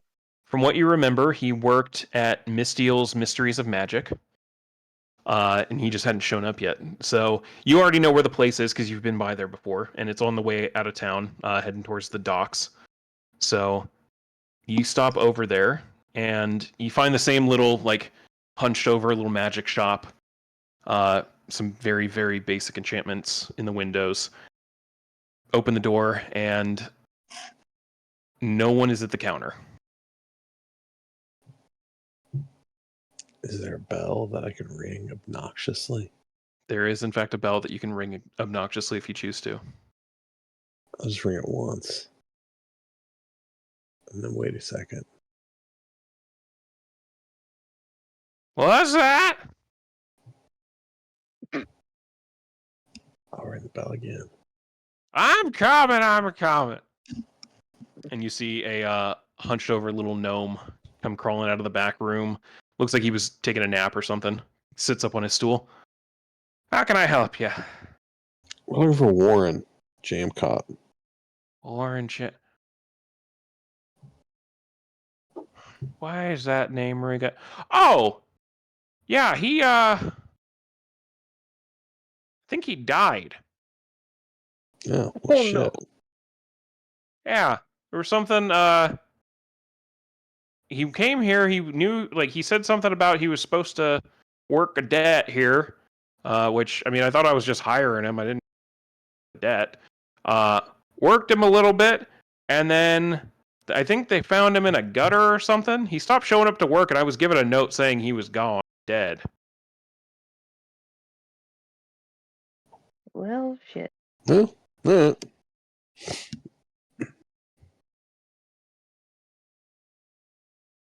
That all you needed? You don't Hello. you don't want a potion? Potion's all you got? I got a lot of stuff, but he kind of looks over all you guys. I probably don't have anything that beats any of that.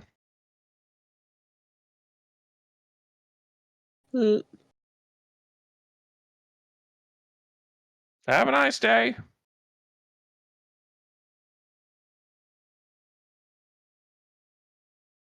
Thanks. See you later. And you guys head out. Bye. Heading to the docks. When we get to the ship, all of the identifying features I'm gonna cover with, like, on the ship, I'm gonna cover with Druidcraft. Like vines and shit. Yeah, you start having some like sea moss and stuff hanging from the ship and hiding some of the more identifying marks. Yeah. There's only so much that can be done because of the like arcane engine sitting on the deck of the ship. But you're able to at least cover some of the more like the non-rebel yell parts outside, like on the hull and everything. Everybody give me a perception check, by the way. I'm good at that.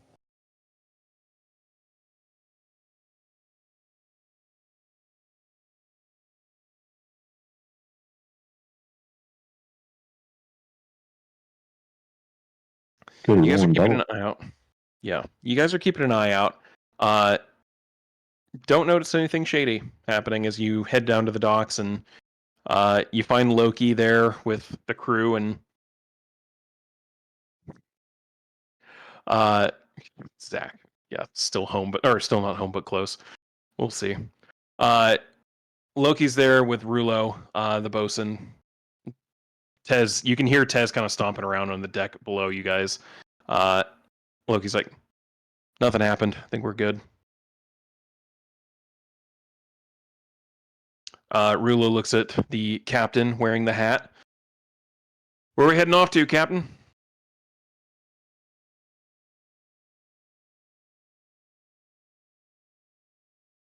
Jewel City.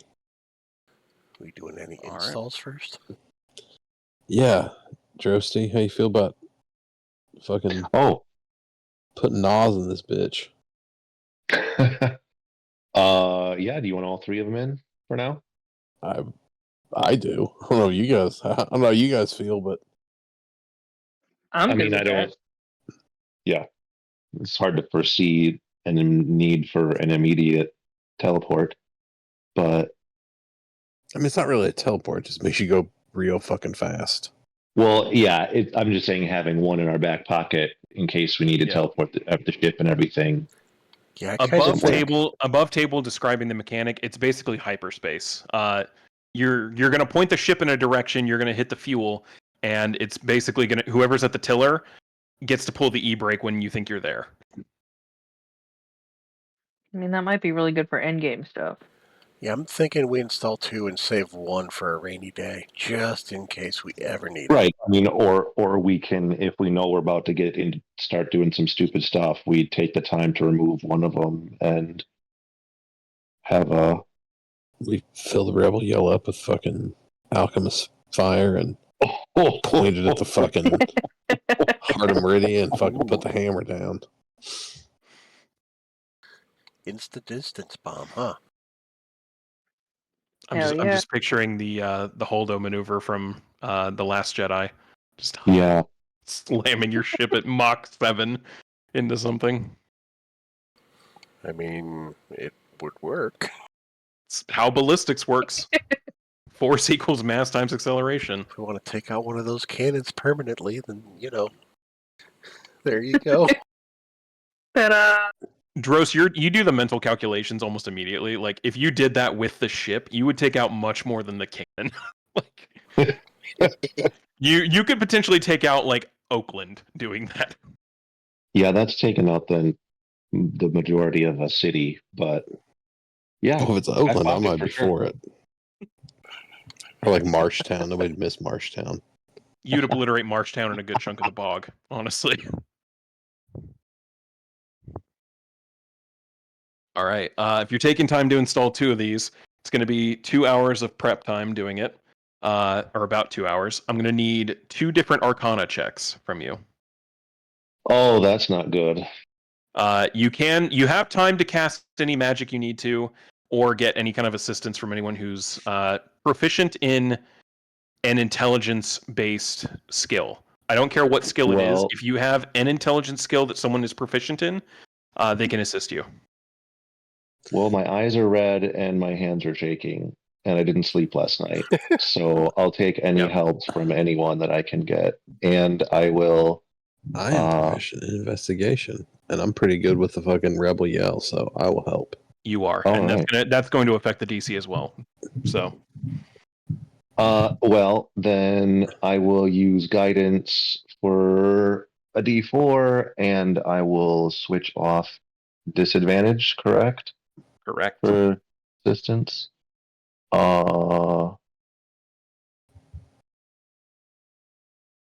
a minute. Is guidance? Oh yeah, guidance is. Why don't I not have that global modifier? All right. Anyway, Arcana. plus a d4.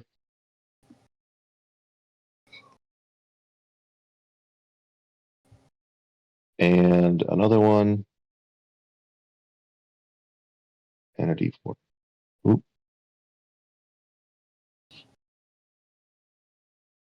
All right. Yeah, takes better part of an hour for both of them, but you're able to get both of them installed. Each time you finish the install on one of them, you see this surge of arcane energy kind of flashes from the engine, surrounding the ship with a kind of a flare for a second as everything kind of calms down. And even just like putting your hand to the arcane matrix at this point, you can feel a significant thrum of like extra power going through it now. After I do the first one, and it's obvious that we just sort of lit up like a Christmas tree, I would suggest maybe, like, should we pull, out of sight while we're doing this? Rulo offers up. I don't need the matrix or anything to sail us out into open water or anything like that. That part's just all, wooden sail. So. Yeah, maybe let's do that. As to draw less attention. If there's someone keeping an eye out for the ship. Cotton, you good with me running it until we get out into open water? Yeah, the water part's all you. Fair enough. All right. I don't know shit all about hands! boats. And he yells out to the deckhands who rig up the sails as they need to for actual sea travel. And you guys head out from open water away from the docks. Everyone but Drost who might be I don't know what the rest of you guys are doing, but if you're keeping an eye out on things, give me one more perception check. If I'm helping Drost, can I probably can't be watching, huh? Probably not, yeah. Okay, that's fine. Then I will help Drost.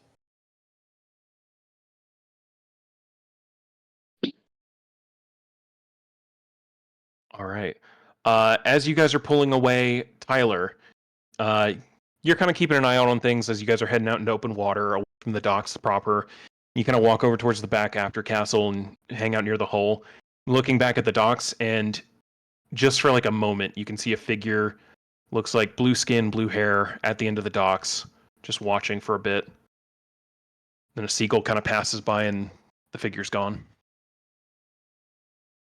No. I'm sure it's fine.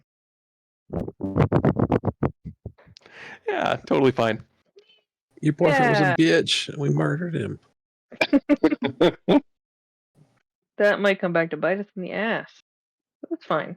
Maybe one day. We'll see. It's fine. Bigger fish to fry. Exactly. So, yeah, you guys are out in the open water for about an hour, and then there's the second flash of arcane power as Matrix is now powered up twice. So, I'm going to permanently update the stats of the Rebel Yell.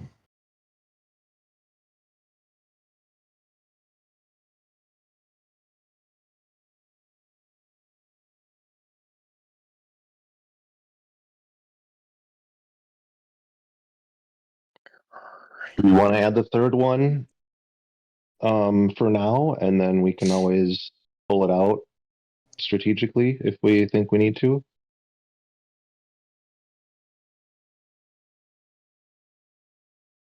I mean, I say let's hold on to it for now, just in case. And if we need true. to, we can install it beforehand. So, I mean, either way, it's an install or an uninstall, but I'd rather have one out just in case. That's true. All right, Rebel Yell stats are updated. So, as the Arcane Matrix is powered up, Finn, you take the helm once more, and the Rebel Yell leaves the water, flying into the sky. Heading south towards Jewel City? Yes. All right.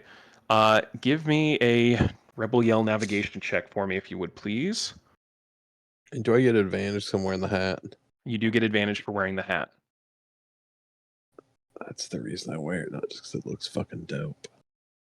That's not true. I wear it because it looks dope. 31.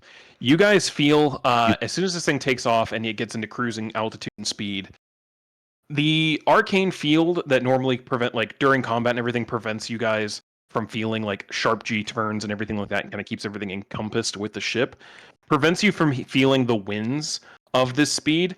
But as soon as you start looking at like the land masses past you and how the flags at the end of the enchantment are moving, you guys are zipping 3 times as fast as normal.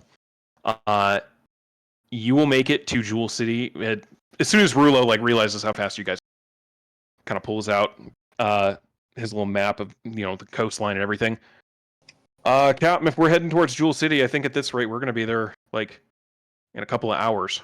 Like that would have been like a better part of a day, if not 2, normally. Yeah. Damn. This is. I don't know what you guys did to that Matrix, but that is amazing. There's some magic crystals.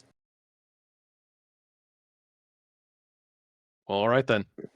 And he's like, I don't know anything about that shit, so he just kind of like, all right, maintains his post, and you guys continue off. After like an hour of flight, you can kind of see the coastline, like where the actual like the breakwater coast ends, and it starts turning more into the Brackwater Marsh. You can very clearly see what looks like bog and swampland down below you. Everybody give me a perception check at this point.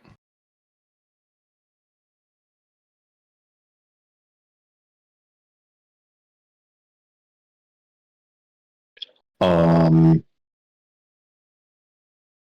don't think Dross is looking out. I think he's doing more nerd shit. Yeah, that's fair. Kind of resting a little bit and. Damn it! No, I Is just he, thought I was is he gonna have a asleep? high Are you roll still today. studying that fucking book? Yeah. Dude, we need you on your game. You need to take a fucking nap. What a bed. Sorry, I got a problem, man. It's Do you need some red leaf? It'll put you out. no, it's not. It's not that I can't sleep. He's choosing not to.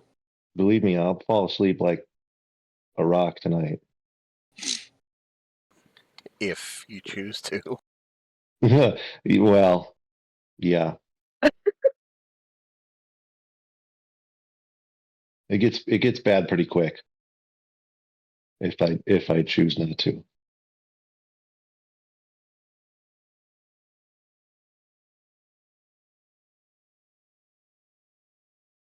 All right. With that 23 and 24, and actually the 21 as well. As soon as you guys are coming around there, you can see off to the south the tip of the northern peninsula of Isle of Wind. The 2 twins with your elf eyes can already kind of see it. And Finn, you kind of spot something and go and pull out the spyglass as well and take a look. Right at the tip of the peninsula, right here, is what looks to be some kind of naval station. You can very clearly, even at a this distance and speed, which you guys are picking up quite a bit of speed heading towards it. What looks like a Imperial naval station. There's a lot of warships out in the water around there. And as soon as you guys start getting a little closer, you can see something off in the distance, a little bit higher than you guys, but not moving as fast. And as soon as you guys start getting a little bit closer, Finn, you spyglass it, and there is an Imperial airship, smaller than yours, but at least a couple 100 feet higher than you, and you guys are approaching its position fast.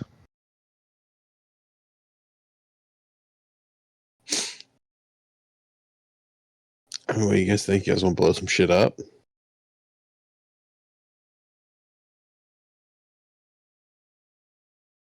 Anybody? Do we have time? I mean, how better to celebrate Empire Day?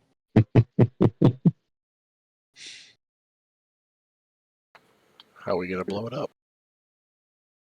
We got like dickloads of guns on this boat, right? You do, in fact, have a lot of guns. I think everyone can see the stats for the Rebel Yell, right? Yep. I got it up. Yeah, you have the ventral gun down there on the belly that can be used to fire on anything in the ground. You also have broadside cannons that can be used to fully fire out, just like a broadside for a naval ship. And are we all like? Is everybody trained up on how to use all the guns? I don't remember. Tez is for sure trained up on the guns. I know that. I think Taylor was as well. During the last fight, I think everyone else was doing spells from the ship because the amplification gives you 5 times the range.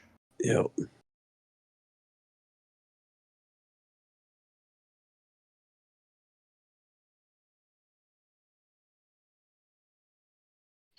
Oh yeah, I think Drost in a fight. Yeah, Drost was doing magic shit, not messing around with it. I was driving, so. And you Oh, suddenly there hear go. a yell from down below the decks of the Rebel Yell. Where am I? Who? Tez. Man the guns. Finn. Okay. I pick up Says- the gun. Tez, you went and got yourself a very nice massage and grooming at the Squeaky Sponge bathhouse, Oh, and then left after they told you, no, we don't have goat's milk, and we kind of want to put this little bow in your hair. I'll never go back again. Who doesn't have goat's milk? Plus, you're a little weirded out because the massage went a little farther south than you're used to. Oh. That doesn't sound good at all. They offered, at least. I declined. But yeah, Tez, you're on the lower deck of the Rebel Yell, and you guys have augmented the ship now to be much faster than it was. You're currently approaching the northern tip of the Isle of Winds, where you've now found an Imperial naval station, and it sounds like since Empire Day is tomorrow, you guys are going to blow some shit up and send a message. Okay. There's also now an sounds- airship above you guys a little ways. Good idea. That's what we would like to take out. All right. So, which one are you going? Are you going for the station first or the airship? Airship. Okay. Give me another piloting check with advantage to get up, at least to maneuver around it. I'm going to say DC 24 gets you level with it. Anything higher than that will get you above it. 29. Very quickly with your newfound speed, you've gotten a feel for this ship now, Finn. You crank it, the incline jumps up, and within seconds, as soon as you level out again, this ship is now, like, position-wise, below you, off to the side a little bit, but you can very quickly maneuver to get a perfect shot for the ventral gun from Tez. Oh, Fire at will. How do I do that? So, you go ahead and roll me a D20, ranged weapon attack. You can see the stats for the Rebel Yell, right? It should be in your journal. There should be a character for the Rebel Yell. Oh, yep, I do see it. All right. You are manning the ventral gun, and Oh, cool. I would leave it up to Tez whether he wants to fire an arcane shell that does something special, or potentially damages the ship if you roll shitty, or just a normal shell. Oh, I'm going to shoot a normal one right now. All right. Go ahead and roll me an attack with the weapon ventral gun. Here we go. 25 is absolutely going to hit this small little skiff. Unarmored. Boom. Go ahead and roll me damage. Oh my. 22.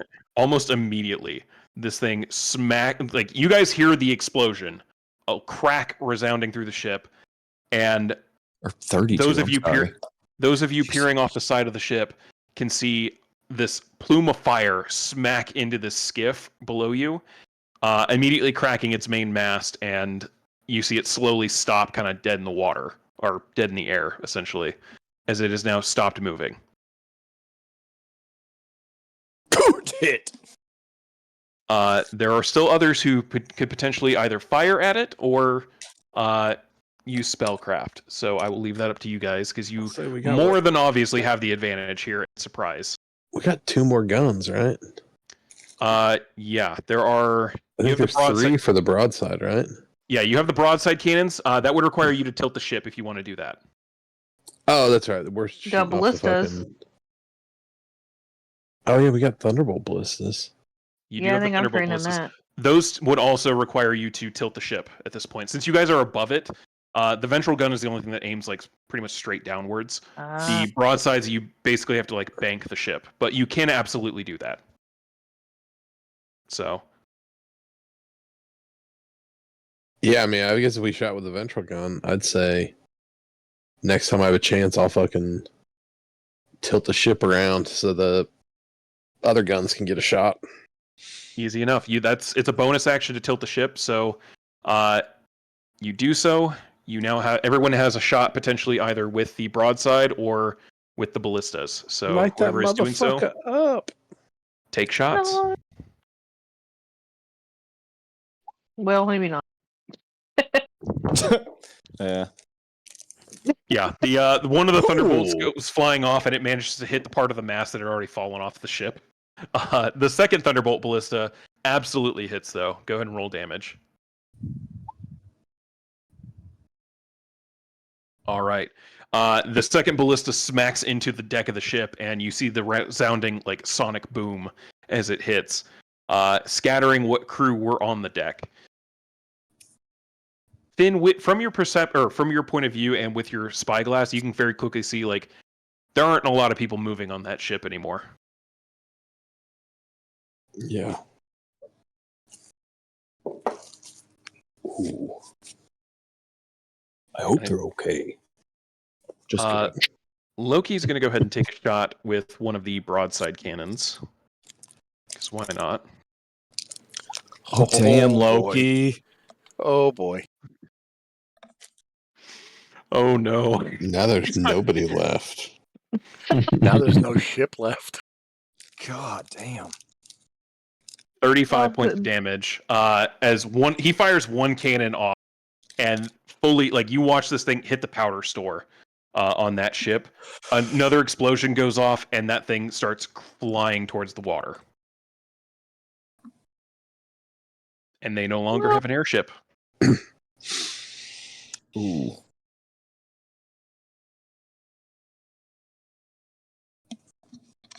Rip. All that's left now is the naval station down below you a ways.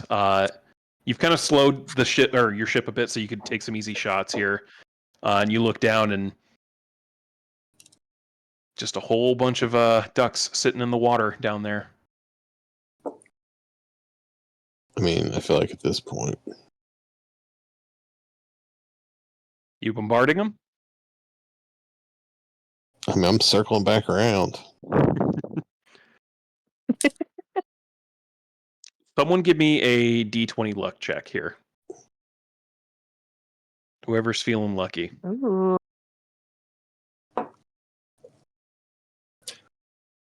I'm not. Fuck you, me roll it. I'm flying. Go ahead. I've been rolling good. I'll wait till I fuck this one up. What'd you say it was? D20? Yep, just a D20 luck check. Boom! Natural 20. Nice. Yeah. It's very quickly, like, you guys start taking shots from this far away, and it's very quickly apparent. This naval station, for whatever reason, only had the one airship. Everything else is a water-based craft, and they have absolutely no defenses against you. How badly, I'm going to ask this then. How badly do you want to wreck everything in this place? Like, are you leaving everything scorched earth, base destroyed, every craft sunk, or are you just hitting and running? Because on a nat 20 luck check and them having 0 defenses, you can tell me how you want this battle to play out, and there won't be any rolls required. I mean, I feel like we should at least sink all the boats, right? Obviously. Yeah.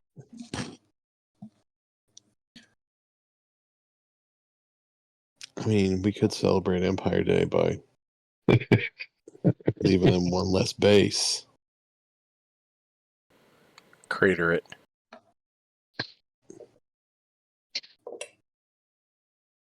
All right. And you guys take the next Doesn't even take long. Takes maybe 20, 30 minutes of just continuous bombardment, circling in the sky, tilting the ship, and doing multiple aerial bombardments. And 30 minutes later, the harbor is nothing but wrecked craft on fire. The base itself is fully wrecked and left decimated at this point. And the Empire has one less naval station. Well, we got that done. Let's fish make our way to a city. All right. Takes you less than an hour at this point with the new speed. You continue flying that way and very quickly see what looks like, at a distance, you can see there's kind of the bay and harbor down in the multiple ships, multiple docking areas. One looks more like it's commercial and like government military craft and things like that. The other one looks like it's more, pleasure craft, cruise ships, things like that. Travel vessels, and what looks to be a road leading from that bay, climbing all the way up through these red rocky mountains to this massive plateau of red rock, where you can see a massive brick wall encompassing the end that you're looking at on the north, and just running the entire length of the mesa. Rulo kind of comes up at this point. As far as I know, there's no kind of airship docking anywhere near Jewel City. They prefer watercraft at this point. I think the only airship docking would be for the guard. So, permission to take her down to the water and park her in the harbor. Yeah, are we just parking in the harbor? Are we doing the park it in a nice out of the way spot and hoof it in? We can probably park her in the harbor for a bit, and I can take her out, and we can get in contact if you need us to pick you up somewhere other than official spots. Given the what just happened, I think it might be a good idea to they're probably going to be looking for less obvious spots, thinking That's someone's true. hiding. We hide right under their noses. There's no way, if we're coming in on the there's no way that they're going to think we just did that. That's true.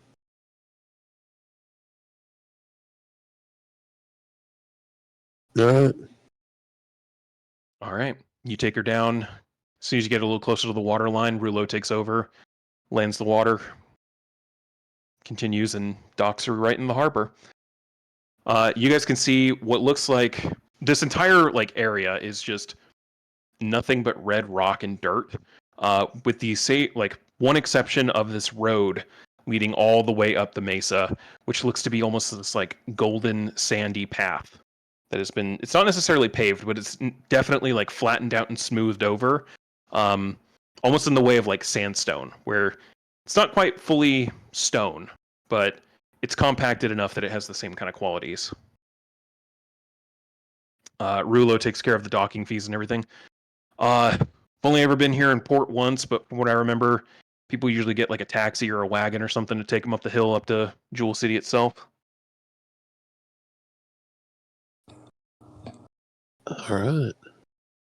But we'll keep her here. What do you think the plan is? Keep her here for a day and then maybe take her out in the water somewhere else and meet you somewhere?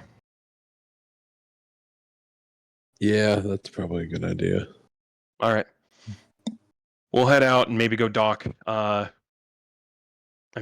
the Eastern Cape, and we'll figure something out from there. At that point, we might take her back to the skies and figure something out. So, in case you need a hot exfil.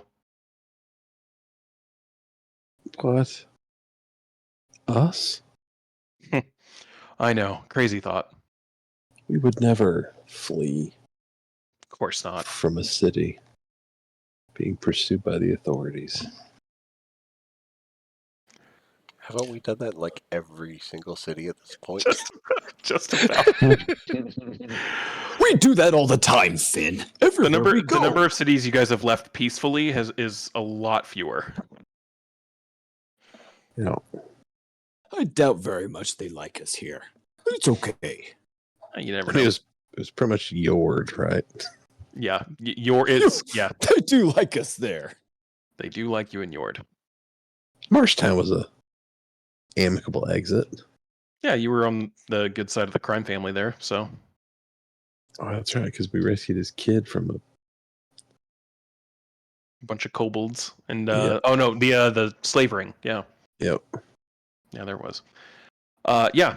Anyway, so you guys head off from the ship, and yeah, it's almost immediately as what Rulo said. You find just a fleet of like rickshaws and wagons and carts and little like horse and donkey pulled carriages and taxis, all offering just nothing but service up to the top of the road into Jewel City itself. Not actually taking you into the city, just to the like end of the road and the walls itself.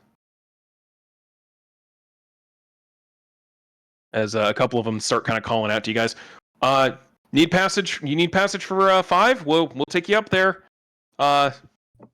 Just 5 silver for each of you. Ooh, 5 silver. Seems steep.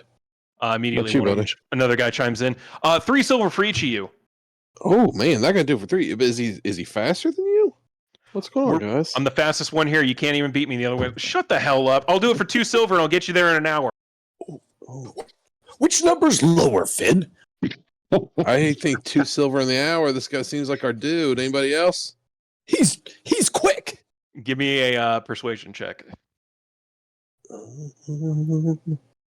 need to get proficient persuasion. I find myself doing that more often. Can I Are these roll an people- insight to see if they're even capable? Are these people attracted to me? I knew that was coming. I was waiting for it. Hold on. Well, I mean, I'm handsome as fuck. So odds they are. I'm casting a pretty wide net here. The one who's offered the best offer so far is not. No. What? Well, That's preposterous. fuck you then. It makes it not the best offer. What am I looking Yeah. for? Persuasion? Yep, persuasion. There. 16. Yeah. One guy finally chimes in. All right. 1 silver for each of you, and I'll give you coupons to a local tavern. Sold. You're all right. Meanwhile, we just sold the crystal for 10 grand. Yeah. Had to get both sides of how Right. bartering works in this. Like, We've never actually needed money for anything. that's true. You guys don't. We just negotiated over silver. We just earned over 10 grand earlier in the day. How crazy. We could be stingy. I've That's got how an you- expensive habit, man. These spells are not You cheap. think the rich stay True. rich by just throwing their money away? That's right. Yeah, that's not how trickle down economics works. Oh, I understand. I Yeah, just hoard find as it much funny. as possible. Yeah. You guys climb into this dude's cart, and he immediately gets the horse going and up the road. Immediately, you can see the coupons he's talking about. He already has them in the back, like stashed in spots for you to get them, as if he was already planning on offering them to you.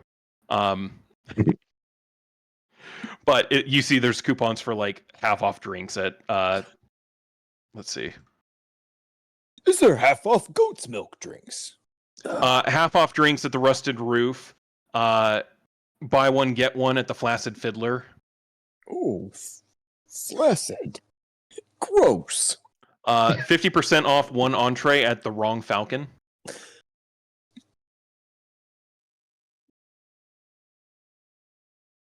Oh, and where is it? There it is.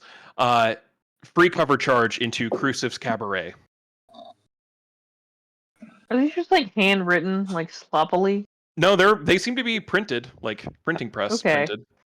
Okay. And I will point out, in case anyone is interested, the Crucif's Cabaret one has the image of Zier on it. Mhm. And a whole bunch of like lovey-dovey pink hearts. Nice. So, but yeah, he doesn't even try to chat you guys up or anything like that. He just gets the cart going and takes you guys all up the road.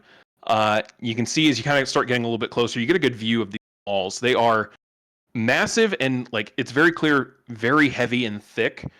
But as soon as you start coming up towards the eastern side of the city, the walls past like where you can see the gate eventually is seem to be a lot thinner and shorter. The wall is very heavily like reinforced and thick over on the northern part, And as soon as you start getting a little bit higher up, you start feeling almost buffeted a bit by the amount of wind coming in from the sea. And then it almost kind of immediately makes sense. That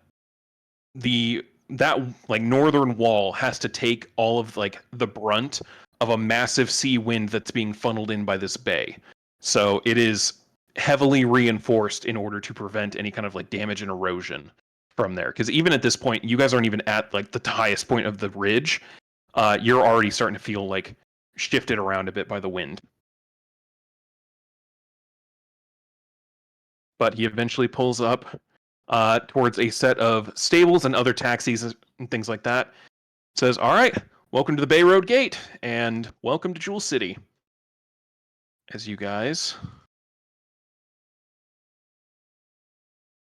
New map, new map, new map. Woo! Woo! Woohoo! Oh, that's a labyrinth. As you Oh guys my see God. a massive sprawl of red-roofed buildings all through this gate, as far as the eye can see. As soon as you guys get down, the cart guy, he already took your payment for 5 silver, hands you guys a little printed map that says Traveler's Guide to Jewel City. Mhm. And it has this very image on it. It says, just in case you needed it, there's plenty of stuff on there. And I've circled the spots where you can get to the places with the coupons. So, Wow. Well, thanks a lot, man. yep. And if you need another taxi service, just let me know. And he heads to go kind of get back in the line for the people heading down the road instead. I tip him another 2 silver. He graciously takes it, nods, and keeps going. But you guys have a map, and you're now in a new city. What you doing? Gonna find some guards to kill. They'll find us. It's We our don't have to do specialty. that. That's true. Give us an hour We in just- town. We'll We find just them all. wait for that. Believe me, hang around us long enough. You have no shortage of police to murder. Or reckless. Well, I guess should we head for? Do we know where the house that Molly Yeah, is letting us borrow is? he gave you an address, and looking over the map and everything. The map in the pamphlet is a little more detailed. It tells you it's not far into South Flat, right off the edge of the Garden of Crucife. We have to dress a little fancy. Yeah, Molly's Oh, words yeah, we were, can look like fun. don't look like you were going through the sewers. I don't think we look. We're going. We look fine, right? Yeah, you guys look decent. Is decent good enough? Give me an insight check.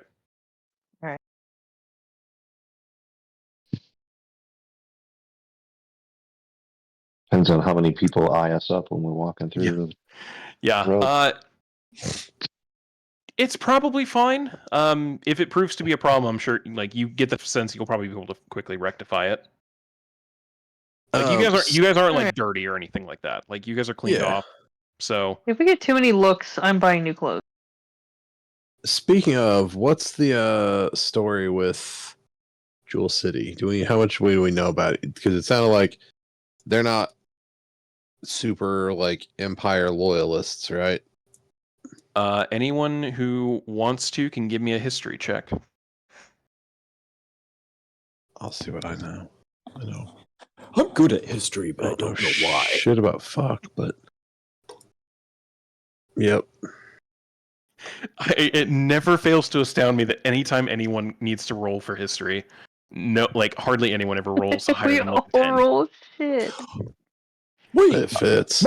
My screen, my character sheets froze. I'll never be able to know here. Come on, No. roll. Oh, here we go. History. I rolled a 12. I know things. Yeah. Hell yeah. I know stuff. Tez, you think you stayed the night in like on a tavern down at the bay on your way from Ooh. Rook Island, but you also don't remember if that was maybe here or Key, so it's hard to tell. The rest of you, Jewel City doesn't really have like it's not a big like imperial foothold or anything like that, so it doesn't really show up in the history books a lot. Drost, you've read a lot. You've been to the academy. You are fairly well versed in imperial history. The Isle of Winds was like the last acquisition for the Empire. They weren't even they didn't even really know it existed until well after the War for Continental Unity. About like 100 years after the Empire proper was forged, sailors started like heading out from Whitewash City and then hit a landmass far out there, and we're like, oh, well, I guess we should check this out. And found it was full of wildlife that people didn't or would was very angry to people.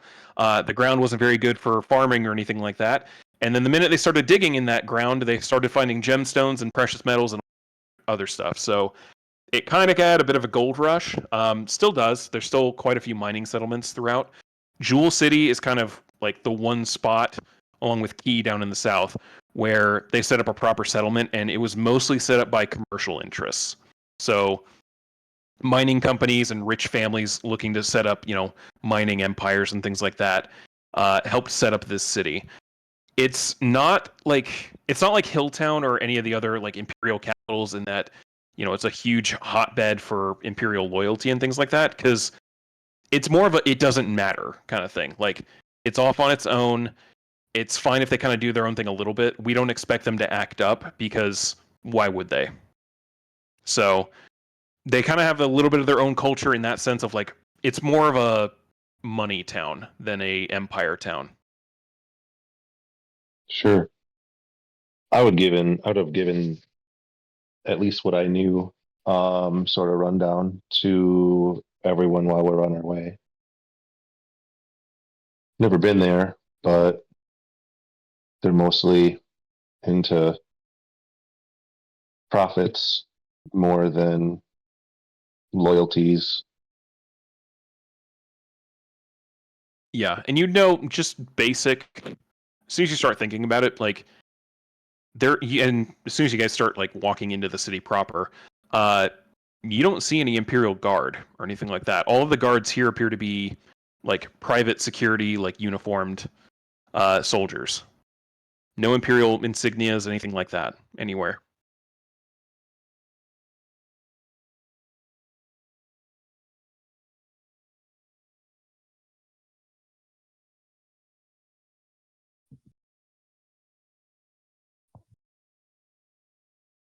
But you guys start heading into town, beelining it for the place, or Molly's place, or any detours? What are you doing?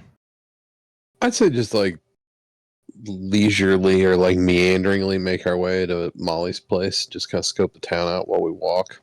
Okay. Yeah, I'm doing a little sightseeing. All right. Everybody who's paying attention, go ahead and give me a perception check.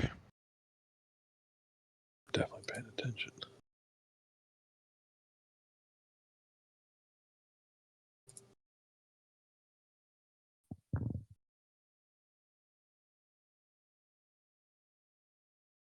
All right. Tez and Finn. Well, actually, yeah, we'll start with Tez. Tez, you almost immediately, as you guys are starting to travel, this first district, as shown on the map that you guys have, is the Travelers Market. You see nothing but like stands for various like little knickknacks and baubles, and tchotchkes, things like that. And then off in the distance a little bit, you catch the smell of fish and see just this giant open air fish market. Oh, that smells good. Does my nose take me that way? That depends. Does Tez's nose take him that way? Cartoon cat. I think it Cartoon does. cat. Yeah. I'm gonna sniff my way that direction. All right. Yeah, Drost, you start looking around and like in your sleepiness, like think you're following the rest of the group, and you suddenly start finding yourself following Tez towards the fish market. Oh, you want some fish too? Let's go. Tez, where are we going? We're going to get some fish, and we're going to see if they have some goat's milk. Excellent. Okay.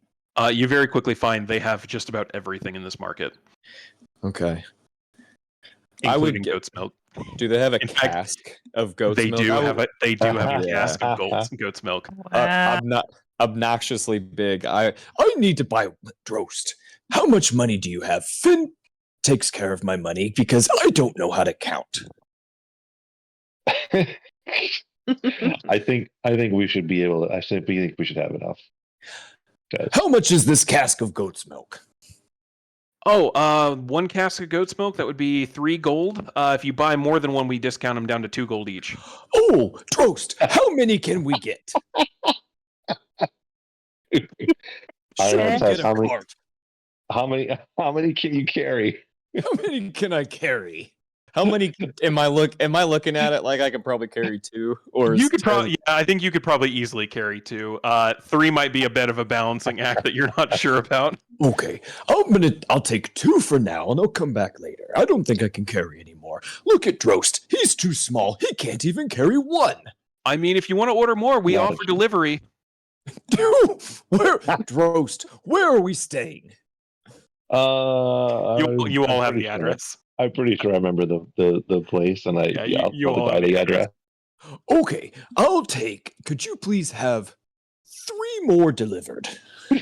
In addition to the 2 that you want to carry? Yes, please. All right, that'll be 10 gold total for everything. Okay, Drost, what is that number? Just take care of it. Sure thing. I'll pull out 10 gold and give it to him. Thank All right. you. He pays. He takes down the address and says, "We'll have them delivered within a couple hours." And you walk away with these 2 big ol' fucking casks filled with goat's milk. Drost, that was very nice of you. We should get you some paper. Come on. Some paper. Oh. Don't you like writing things? Let's go find a book for you to read. Sure. Thanks, buddy. Smell your way to the library. And Drost and Tez go off on an adventure. Oh, that's funny. Tyler and Finn, almost immediately, like, you guys are starting to go, and you're walking down this road through this market, and you're picking up, like, yeah, this is very much like an open air market. There's a lot of unnamed stalls and things here that people just kind of set up shop and start selling stuff. Whether or not they're going to be here tomorrow or not, maybe doesn't really matter as much. As you guys start walking, you start hearing calls out about, come and get maps to the shrine of Crucif and the catacombs of Inverness, right here. Go look for the treasure yourself. And you start hearing more and more as you get deeper into the market, as all of these other people all over the place seem to be selling different versions of kind of the same thing.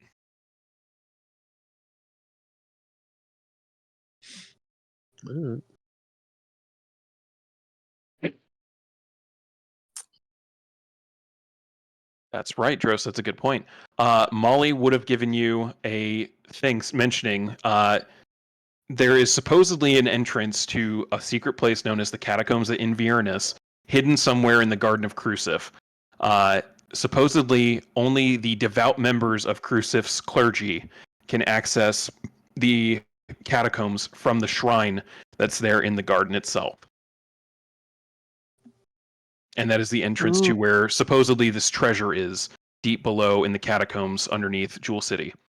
And he would have given you all of that information. So as soon as you guys start walking through the Traveler's Market, Finn and Tyler, you start walking and then you hear those buzzwords, the Catacombs of Inverness, Shrine of Crucif, and you start seeing all these people offering maps heading to this thing. Well, those maps have got to be legit, right? Only one way to find out. Well, we'll probably meet up with that Falkland after we get settled, right? We probably just ask him that we're gonna buy him from some just fucking rando in the park. Though I will definitely buy one of those maps from some rando in the park. Well, yeah, I'm just not for gonna a souvenir, trust if it. not anything else. Yeah. You guys, as you're having this conversation, you kind of stop. And Taylor, for the record, You're the only one. You clocked Drost and Tez going off on their own adventure, and then you clocked your sister and Finn kind of getting distracted over here looking at all these like map vendors. Somehow both of them, without really noticing, having walked away from the road. So And in clear opposite directions. I mean, I'm clearly still high from earlier, so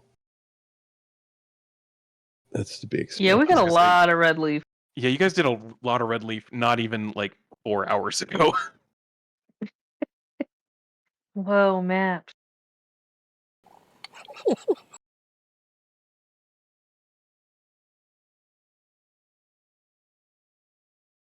But yeah. I'm definitely buying a map.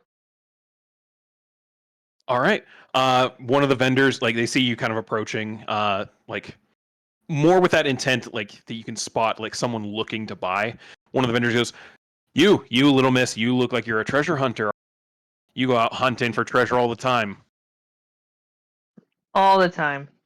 Well, this right here, this is a genuine map to an entrance to the catacombs of Inverness, the rumored hallowed place beneath Jewel City, said to house so many great treasures, for only those brave enough to go down there and find them. What kind of treasures down there do we know? Oh, all kinds of treasures. The story in Inverness is such an old one, barely anyone remembers it.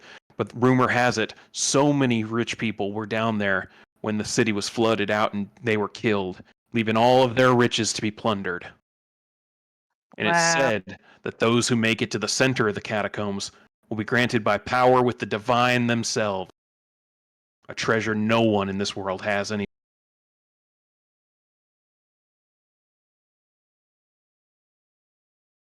Give me an insight check.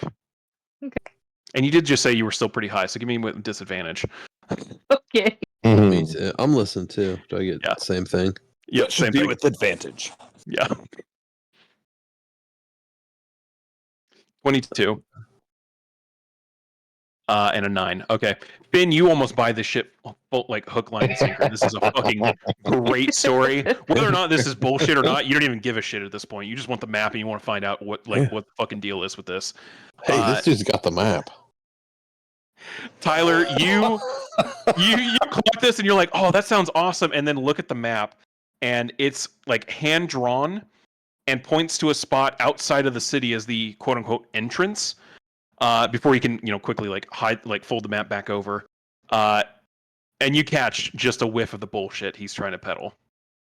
Do you have like a printed map, like an official copy?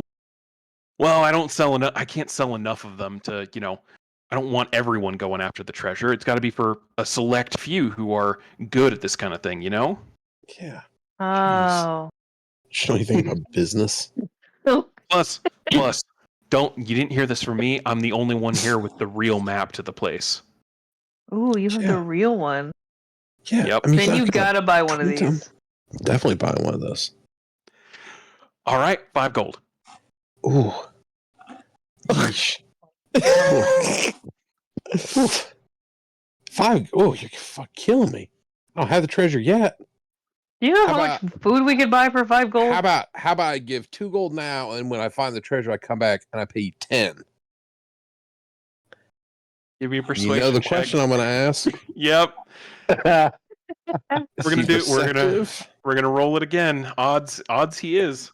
Keep in mind, I have a fucking 22 charisma. I am incredibly charismatic. I can make. So I'll say that lowers the people I'll say it's gonna lower the DC. He's not fully into you, but the money is an attractive offer. Like with your 22 charisma, you get the vibe that this is 100% a $10 is $10 kind of dude.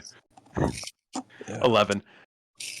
How about 4 gold now and 5 when you get the treasure? Deal. He shakes your hand and hands over a hand-drawn map. there are other people selling maps? Oh yeah, no, they're you look and you can spot easily on this little side road that you're on another dozen vendors all trying to hawk the same kind of thing. I want to see if anyone has I buy. I want to see if anyone has the everyone wherewithal who to sell a offers. printed one. I'm just standing in the back saying he's trying to sell it to a select few, and there's 20 vendors selling to every passerby.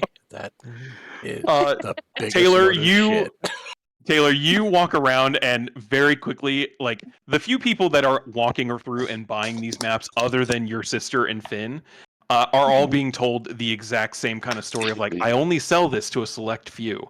Now, here's what you're going to do with this map. And it's the same. It's basically everyone has their, like, the exact same pitch of just trying to, like, get these people to pay money for something that is basically probably bullshit. Who knows? Hard to tell. And the funny part is, it's a racket all run by the same damn guy. Yeah, It's a pyramid they're scheme. all like they're all just family members, just not that identical. So, Tyler, give me an investigation check. All right. For you're specifically looking for printed maps, so Yeah, official. yeah, like official looking ones instead of anything hand drawn. So I'm just in the back of your face palming. you do find one dude who does sell a like embossed and almost laminated kind of like paper map. Done. He charges 7 gold for his. How about 5? Give me a persuasion check. Just for me. When I get to him, I will also try to negotiate that price down. This dude is absolutely into you, Finn. Oh, I'm just gonna roll 1 persuasion. Actually, I don't know. I wish I could use deception. I can make a way to lie about this. I can pretend I'm broke. I can't afford that 5 gold. Though they watch me buy 4 gold maps from 15 other vendors. I'm like, I also find it hilarious that not even an hour ago, we just had a conversation about, you know how we try and save our money, even though we're rich, we're saving as much as possible. no, I just said we never spend it. I didn't say I saved it. We just never have to spend money. Everything we need is what we get from the people we kill. Yeah, and So I'm just fucking, here you are. I'm just lightening my fucking, this fucking purse is heavy as shit. So much fucking gold. Jingles when I walk. we gotta drop some of it. It's just Again, so yeah. heavy. Absolutely just face palming behind them. Just let There we go. them do it. Boom. Absolutely. Yeah, no, this 26 to fucking haggle on the prices for every vendor. So just tell me how much gold I owe. As I buy, I'm talking like I will buy Every fucking single 20 one. maps. you're buying like 20 maps. I'm gonna say Tez is gonna be so fucking excited about all these fucking treasure maps. I know. Do you know Oh what my God. Finn thinks this entire time? Fucking What? Tez is going to be jacked when I show him these fucking maps. I'm gonna say, yeah, you for buying 20 different maps, you pay like a gold each. So yeah, mark off 20 gold and or mark off Done. however many you want, like as far as maps go, and that's I mean, how much gold you pay. There's like 24 people selling maps. As soon as you start going down, like this one road has like a couple dozen people. Yeah. You can quickly see there's a couple like offshoots. You're kind of going deeper and deeper into like the district of people that sell this one particular fucking product. You have ended up in the part of Chinatown that it like exclusively sells like the little golden cats at this point. Like every vendor fucking has them. You just need to walk like 10 feet and you'll find a new one. Nice. Well, they're all hand drawn, so they're all different and unique. So done. Yep. Every one of them is hand drawn except for one, which is very nice and like printed and embossed. Even has like raised lettering in certain parts. And I talked that dude way down on the price, and You I do. definitely mentioned that to Tyler. Yep. Tyler paid, paid the map 5 for, gold like, price. a gold. Damn. He must have really liked you. I'm very likable. It's probably the hat. The hat does not hurt, but it is also this handsome, charming face underneath the hat. True. So after like an hour of this, you guys end up meeting back up on the road a little farther into town. Finn just loaded down with treasure maps, and Tez with 2 casks of goat's milk, one under each arm. Holy shit. And I'm assuming Drost with some kind of like arcane supplies. You're able to find basically anything you need as far as like components and everything in this market. Finn, what is that? Are those These are treasure fucking maps? treasure maps. What are we waiting for? Let's Nothing. get out of We're here. gonna go to the fucking. What did you do? I got everyone their own cask of goat's milk. It's being delivered. I've told you 100 times I hate goat's milk. You can have mine. They said it was really good, but I'll drink yours anyway. I don't find anything viscous to be refreshing to consume. What if we put it on ice? Ugh.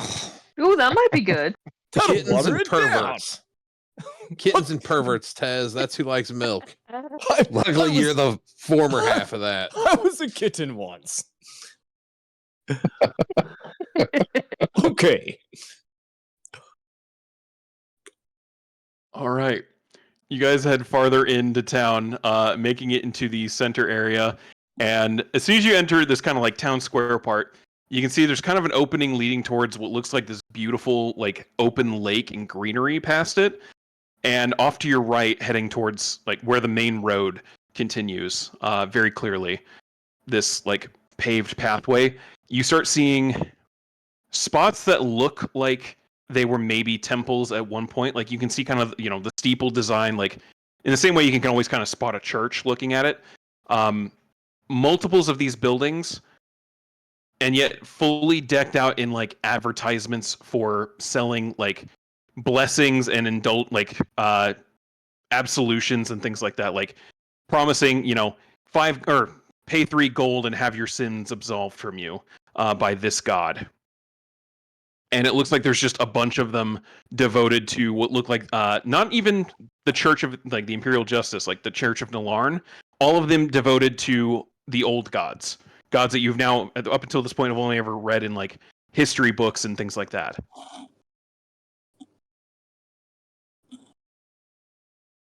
Huh. And you see one kid, like in one of these corners, hawking out these little flyer things. 5 silver for a flyer on how to navigate Temple Row. Have all of your sins absolved. All? 5 silver.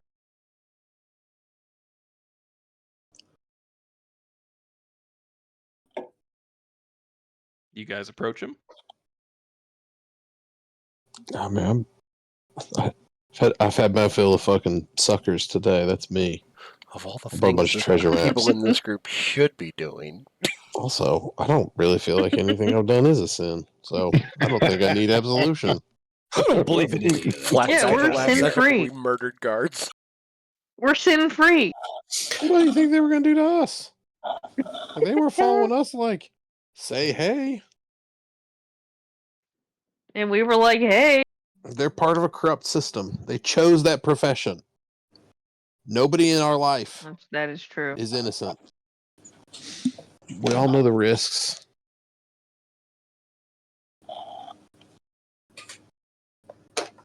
All right. You guys continue heading towards where Molly's place is? Hmm? All right. We'll keep going.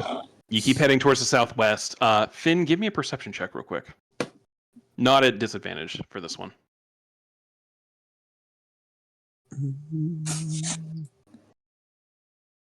21. You're kind of bypassing Temple Row, heading towards the southwest. You clock up one building in particular, just for the fact that you don't see buildings like this typically very often. And this is now the second time in your life you're running into something like this. What looks to be a burned out like wreckage of a building. Just off of the main square here, it's nothing but like the corner posts and part of the frame itself still standing. Looks to be very old at this point. Completely destroyed. Most of the ash in this point has been completely blown out and everything, so it's just like the burnt out husk of a building left.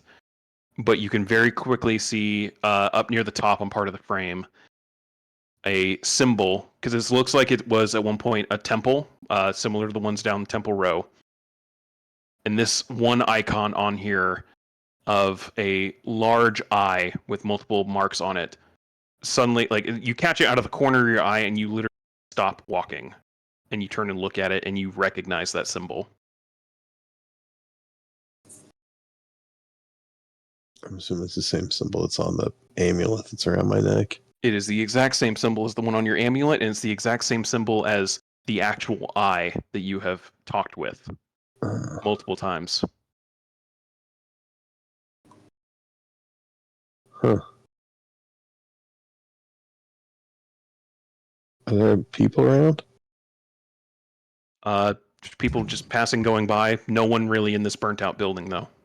Yeah, I'll just make my way over the building. Okay. The rest of you all clock that Finn stopped walking and started heading in this direction. I'm paying zero attention to, like, I might as well be alone. Where's he going? Finn! Yeah, you walk over and get a little bit closer, and yeah, from right up by it, you can very quickly see this is this icon is a stylized eye with various tendrils, very, very familiar to you. The symbol of your patron in what looks to be a fully burnt out and wrecked husk of a temple.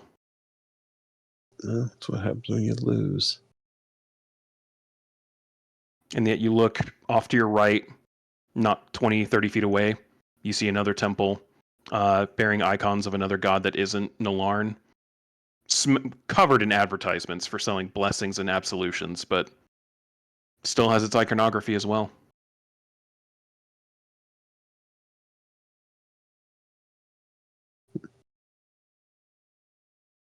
And there's just this twinge in the back of your mind. And you just hear the word, like, you heard it earlier today. You heard the word contain. And then this one, it's like barely seething rage, and you just hear unfair. And then your mind goes quiet. Okay. Shake myself a little bit. Look around. Realize I'm wandered off from the group. Fucking spot them pretty quick and fucking jog back and catch up. Easy enough. You guys continue heading your way southwest. You skirt around the edge of what looks to be this massive, like, lake and garden area. So even just walking here on the edges of it, you guys can feel there's aura coming from it. Just this kind of sense of serenity emanating from this, like, patch of greenery and water and nature. And it's also, it stands out a bit because looking around the rest of the city, like, yeah, there's a couple trees and things like that, but the actual, like, island itself outside of the city, there was nothing green. Like, it was nothing but shrub brush and red rock out there. And yet here's this, like, perfectly covered and, like, encapsulated patch of fertile land and water up here on this mesa. But you make it to the southern end of the garden without having to go inside just yet. And you find the address that Molly's talking about. And it looks like it's this 3-story little, like, manor house style home. No, like, closed off yard or anything like that. It's just the house itself sitting on a plot of land. You walk up, and sure enough, just like he said, there's a key under the mat.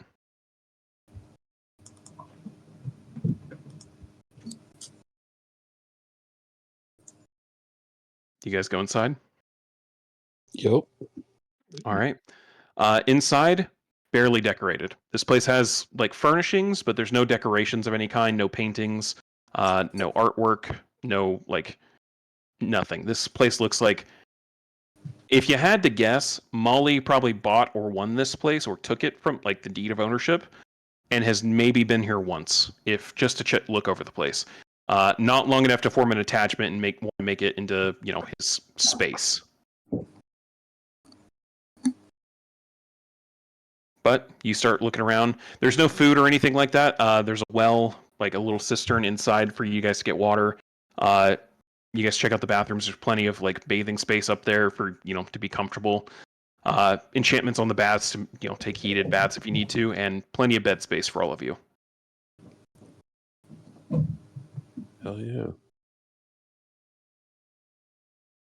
And maybe 20 minutes after you guys get there, as you guys are like going over everything, there's a knock at the door. Oh, I'll get the door. You open the door, and there's a maybe 17, 18-year-old kid with a little cart and 3 casks of something on the back of the cart going, I have a delivery for a Mr. Stone Tall. No, that's not my name, but that is my goat's milk. Hooray! Oh, okay, yeah. Here, we can... And he goes and starts, like, slowly trying to lift one of them off the cart. Oh, don't do that. I'll go over there and start heaving him off the cart. Perfect, yeah. You get 3 more casks of goat's milk into the Unroll them kitchen. in. Finn, your goat's Yes. milk's here. Your goat's milk. Okay. Everybody, I got you all your own goat's milk. Thanks, Tez. You're welcome. If you don't want it, I'll drink it. I'll try it. Okay. I pop Alright. it open and I shove it in your face. Let me know what you think. Oh, I mean, Uh, it's goat's milk. It's not bad. that's milk. Yep. Be careful. You're going to get big and strong now. Ooh. Well, how about this? You can have most of it, but I'll just have glasses every now and then. I'm not going to drink it all. Don't worry. There's no way I'm gonna be able to drink all this without it spoiling. I'll drink it. Okay. Where's Jerry? He'll help me. Your 3 attendants are still back on the ship. They weren't sure if they were going to be useful for this, so they stayed back. They probably won't be.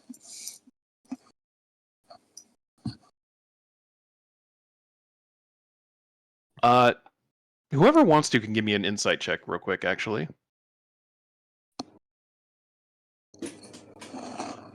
Insight. What for?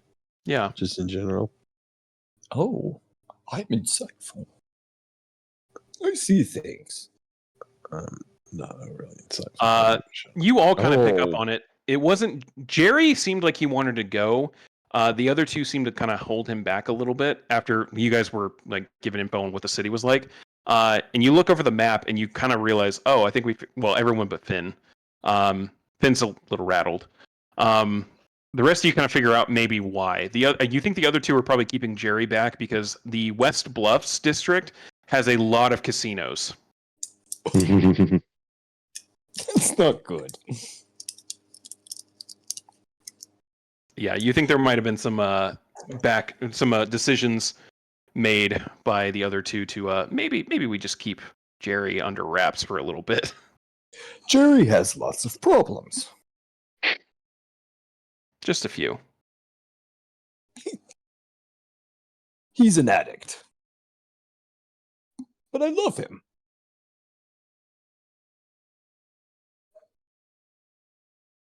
But you guys have a manor house to yourselves. You now have 5 casks of goat's milk. That's 200 gallons Yep. of goat's milk. In case a nobody lot. had done the math. It's a lot of fucking goat's milk. That's a shitload. There's a solid chance you guys leave before you're able to drink even one of these things. Oh no, I'm going at it. I'm drinking a lot of it. Yeah. Let me know how I do. You have a lot of treasure maps here and some info about the catacombs. What would you guys like to do? I think we should go through these treasure maps and compare them and see, like, I think so. I think we should see Me if they're all too. similar or if they're like yeah, how if different they're they just are. all over the map. Every single one. If they're all Yeah. over the map. Yeah, let's Whoever wants consolidate them onto one. We got this nice map. Pay like a gold for this one. to can go over these maps, please roll me an investigation check or Oh, give hell. advantage to someone else. Hell So this yeah. would be a real Oh, good time for Dross give not to be advantage. exhausted. I'm Amen. definitely Like to point out- I'll give Finn a advantage because I'm not What am I good at doing? Am I investigation. investigating it? Yeah, I'll give it a Yeah. shot. Fuck it. I'm pointing at things, Finn. I mean, Look I'm- at that. You have a good eye, man. Oh, thank you. See? Look at this one. This one, I bet we can kill lots of things. I think that is always an option. All right. So that's Tez and Finn. Who else? All right. Yep. Drost with a 14. That somebody had slept well. Oh, Yeah. poor Drost. Here, Drost, drink some goat's milk. Oh, a sip. Oddly enough, it does make you feel a little bit better. Oh, Yeah, right. see? It's got a good amount of calcium and protein. Like it's doing your body some good. Twins, or one of you rolling with advantage, or both of you rolling?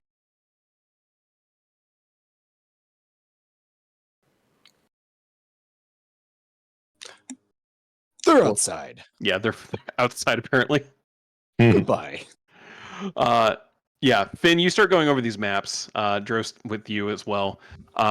So you know of one location, one possible location of these catacombs. Anyway, the information that Molly gave you is that there's some kind of like shrine or access way from the Garden of Crucif to your north here. That only the devout followers of Crucif, the goddess of love, can access. You haven't gone to explore that part yet, but you mark that as like one potential, thing that's coming from a source that wasn't all of these maps. You start mapping out on your map all of the other locations where these supposed entrances to the catacombs are, and you quickly find every single one of these maps, the location is outside of the city somewhere. Most of them seem to be down on the road, like around the Mesa Road, heading around the southwest of the city. You can kind of see from these maps the road that leaves from the northwest then curls around and like winds down and around, and most of them are along this road where there's like, if you walk off the road and walk 20 minutes in this direction, you'll then find like a hole that leads down to the catacombs. Most of them are down there. A couple of them are off of the Bay Road, like immediately outside of the city. You then like walk off into the wilderness and then boom, there's your entrance. You don't see any kind of like pattern or anything like that. There's a couple that are really close to each other that almost overlap but aren't like the exact same spot. Hard to tell. Even with that 23, it's kind of hard to tell if that's maybe just like error from being the handwritten, or if if maybe there is something in that same like general location that someone, like a couple people, got right. Okay. But yeah, it's very quickly obvious, like, it doesn't stack up with the information that Molly gave you of there is an entrance in town. Everyone else says that the only entrances are outside of town. Nice. Well, I definitely trust Molly's tip more than these guys. I think those guys might have been. Guys, I think I might have gotten taken. I think these fucking guys selling these maps are full of shit. You Finn, think? let's go get Couldn't our money imagine. back. I'll get my hammer. It's fine. I did talk them way down though. Like I got way cheaper than I could have.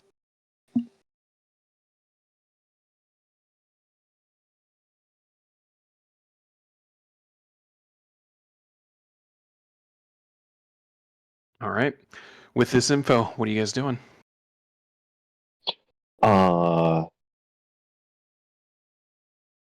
Well, I might get a what is hold. it? It's like evening. It is starting to, yeah, it's later in the afternoon, towards evening at this point. Do we want to go find that Falkland? Maybe see if he's got any ideas. Be a good idea.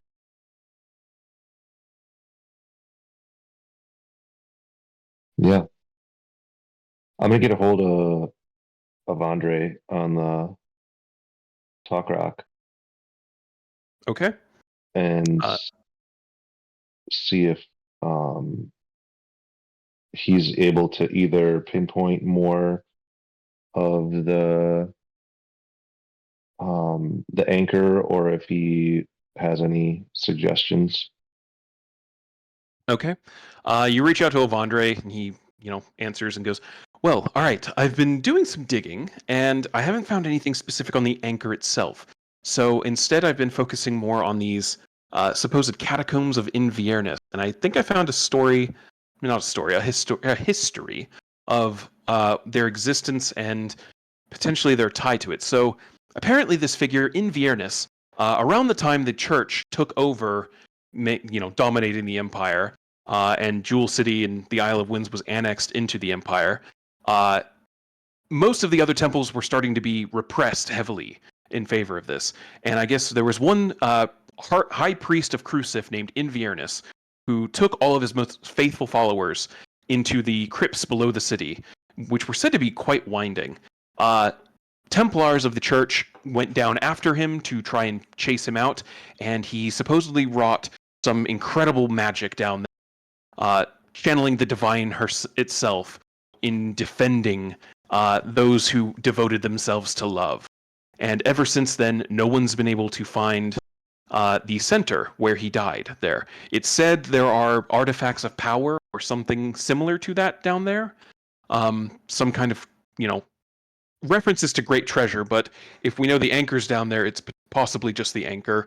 But maybe there's more. His stories like this tend to leave out details like that.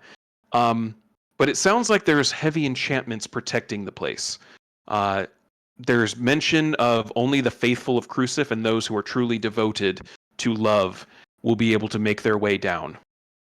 And they must first pass through the trials of Crucif before they're even granted access to the catacombs. Now, I don't know what any of that means, considering there's, no formal religion gods anymore. But something to follow up with, maybe. Interesting. Well, thanks. Appreciate the information. No problem. I'll do what more digging I can and see if I can find anything else. Awesome. Thank you. All right. And you guys are heading out to look for Falkland? Yeah. All right. Molly gave you kind of a rough idea where he was over in Redcliffe, where his bar was, and looking over your guys' map and the little legend of like major, businesses and things, you do find there's a spot off kind of right smack dab in the middle of Redcliffe, known as just Falkland's Bar. You start heading that way, and very quickly are able to find it. It doesn't look like anything super fancy, just a nice little, 2-story little eatery and bar with patio seating and everything. A lot of open floor space, tables and booths all over the place, and you can see what looks like a red-skinned tiefling behind the bar, quickly serving up drinks, calling out food orders into the kitchen, occasionally ducking back in there and working, and before going back up to the front of the bar and helping any new customers coming in.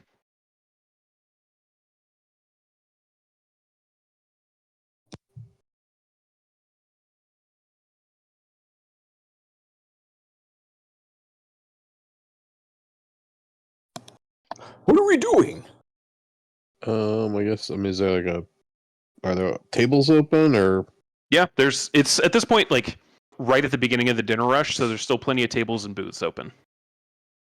And spots at the bar itself. Who's this Falkland guy we're looking for? Molly knows him. Yeah, he didn't give you any kind of here. Yeah, he didn't give you any kind of descriptor or anything like that. He just said he owned a bar. But you see other wait staff moving around and everywhere. Eventually, one of them comes up to you. Do you guys need table, booth, bar seating? What you looking for? No, you guys think? You guys sit in a booth or table? Booth. Let's sit at a booth. Booth it is. And she looks over at Tez. I think we have one big enough for him. Takes you guys over to one of the corner spots. I'm big. All right. Can I get you a house special to start things off? What is it? We have a nice little ale that we make here in-house. And we usually serve it with a little sampler of some fried fish and things like that. Works for me. Ooh, yum. All right. She runs off, and about 5-10 minutes later comes back. Full platter of drinks and just a smattering of like various little like fried fish nuggets.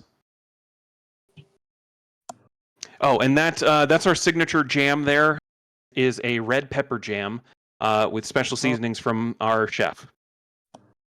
I love a pepper jam. Is there too much pepper on it, Corey? There is not.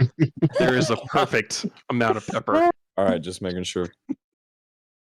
I have to break the wall to since no one else is going to get the joke. Falkland is another one of my characters that I played in Zach's game, and his whole thing was everyone overseasoned their food with pepper. So he had a Oh. complex about fixing it. Well, it was Sounds Rhyme pretty of good. Frostmaiden, so it was like a frozen fucking wasteland. Yeah. All the Oh, meat was yeah. probably like, gamey and shitty, so they probably overseasoned it with pepper to wash out the shitty flavor. Yeah, that was He made it. it. He made it no his personal salt. mission to correct all of the cooking standards in that place, and then he died before he got like 2 in, and then he died. And then Poor guy. when he got resurrected, he was reborn, so he can't eat and he doesn't taste anymore. How ironic. It was And so also, he was a genie warlock, and he was muling all of our stuff that we'd looted. So when he died, it all fucking regurgitated onto the ground around he his was a dead loot body. pinata. Fucking, that was bad. You guys left like half the iron there. Yeah, it was too fucking heavy to carry. It was like thousands Oh, of pounds of iron. Shit, dude, it was all those ingots. Holy Yep. shit. So much of it. Anyway. Anyway, yeah, that's the pepper joke. But yeah, no, the jam is pretty good. But yeah, she comes back. Is there anything else I can get you guys? Other drinks? Anything? I don't know. It's like probably time to eat, right? So I'll get food. Yeah, food and drink. Yep. All right. And Yeah, then I'll pull her, like, get her attention. Say, also, I believe Falkland's the chef. We have a friend in common that told him to drop by if we were ever in town. So if he has a minute tonight later, we'd like to chat. Yeah, I'll let him know. She takes your guys' orders and goes very quickly, like gives the orders in the kitchen, comes back out, and then talks with the red tiefling up at the bar. Kind of pointing, like nods in your guys' direction. He looks over at you guys, nods, and then goes back. And he's clearly dealing with like the dinner rush, but he's clocked that you guys are there.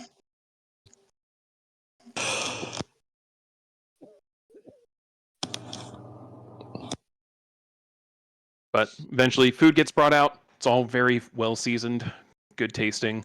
Oh, this is good. You guys are there for like a good 30-45 minutes. The rush like calms down, it starts settling.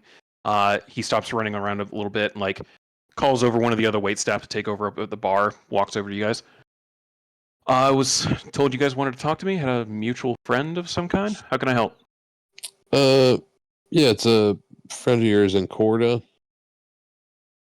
Corda. I don't think I've been there. At least not any time recently. Who was this? Name's Molly. Oh, your friend's a Molly. Okay. Yeah, he's an old pal of mine. How can I help? Well, we're in town looking for some sort of ancient artifact. We think it's all tied up with this treasure that everybody's looking for.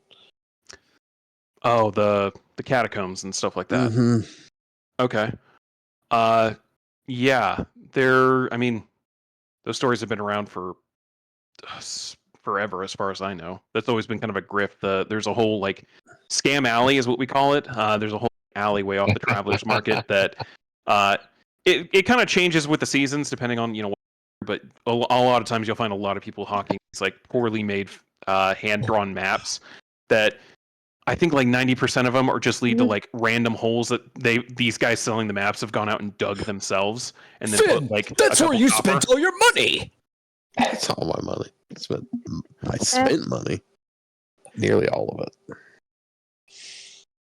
Well, welcome to Jewel City then. Coin rules here is kind of the whole thing, unfortunately. So yeah. As far as I know, it's all bullshit. I think the only people that have ever said like maybe there's some truth to it are the Cruciphites. I mean, if you're really looking into that, I'd say maybe stop by the Temple of Crucif and see if anyone there like is willing to talk. I'm not sure how pious a group you guys are, but Very What's- pious. I like pie. You know, I have a perfect chocolate cream pie that I can serve you if you like Ooh. pie. I would like Ooh. a piece. Thank you very much. I can absolutely make that happen. Okay. Anything else I can help you guys with? It's not really my specialty, unfortunately, but yeah, it's the best. Maybe most of the locals, we kind of treat the catacombs as like, you know, a thing that probably doesn't exist anymore. So it's more a thing for like the desperate miners and treasure hunters that come to town thinking that, you know, I mean, this place used to be a gold rush town, so like some people still think there's treasure, but Nice. Well, thank you. yeah, no Very problem. insightful. Yeah, and I'll go get your guys' pie, and don't worry about the bill. It's on me and Molly. I owe him a favor anyway, so. Oh, Oh, thank you. And he comes back not 5 minutes later with these big ol' honking slices of chocolate cream pie. Goodness hell gracious. yeah. It's fucking delicious, and it also vaguely tastes of like the whipped cream that they use is very clearly locally sourced because you tasted something very similar to it earlier. Goat's milk whipped Goat's cream. milk cream. And it's very good. Oh, I knew it would be goat's milk. This is so good. Yeah, that's rad. I'm going to tell everybody to come here. Thank you, Falkland. Yeah, no problem. You ever need a good meal, feel free to stop in. Okay. And yeah, you guys are left to the rest of your dinner with this new info. He's pointed out where the Temple of Crucif is. It's over on Temple Row. It was a little farther past. You guys didn't go that far, like into Temple Row, but from the directions he gives you, it's a little farther in. And you also remember you have a coupon for another place that's named after Crucif, Crucif's Cabaret. That's actually over here in the Red Cliff District.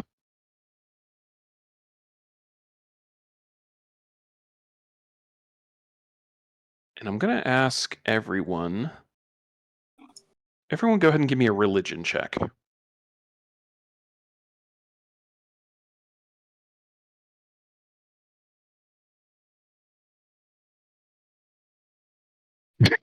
It is very, very fitting that Tez rolled a 0, considering he's not from here and would have no knowledge of like old religions. Yeah. That It'd was take good. a 10. What's that? Tyler, you're the only one that's kind of ringing a bell at the moment. Thinking about it, like, and Drost, because Drost has done a lot of reading, it makes sense. Both of you, old religions are kind of studied in the Empire in the same way, like in our world we study like Greek mythology and things like that. They're not treated as actual religions anymore, anything like that. Like, if these gods ever existed, they no longer do, or anything like that. There is just the church, and you kind of think back and you're like, okay, there was a fairly like there were a lot of different gods for different subjects and things like that. Crucif was specialized in like love, art, beauty, and lust, and then Drost, you think back a little more and you're like, that wasn't just her shtick though. Like, she was also a goddess of magic and like alchemy and potion crafting and things like that. Like, she was more of a goddess of passions than just love. Like, if you could be so engrossed in your study of a craft or something like that, Crucif would, shine through you, it was said. Ooh. So, yeah, it tends to get dumbed down, especially in modern histories written through the lens of like the Imperial Church of, this is Crucif, she is the maiden of love. Like, her thing was yada. It's much more nuanced than that because it also encompasses things like love of something that you're doing. So not just, tangible love for like another person or, the concept of love towards that, but a love of life and the love of, creation. And books. Yeah. And books and magic. Yeah, I would. At the table, as I'm, I've got two arcane tomes out, like one on top of each other, and transcribing into one, I would explain that it's less about physical intimate love and more about passion for general anything. You say this as one of the party members is twirling the coupon for Crucifix Cabaret, which very clearly is themed around more tangible, intimate love. I mean, there's that too.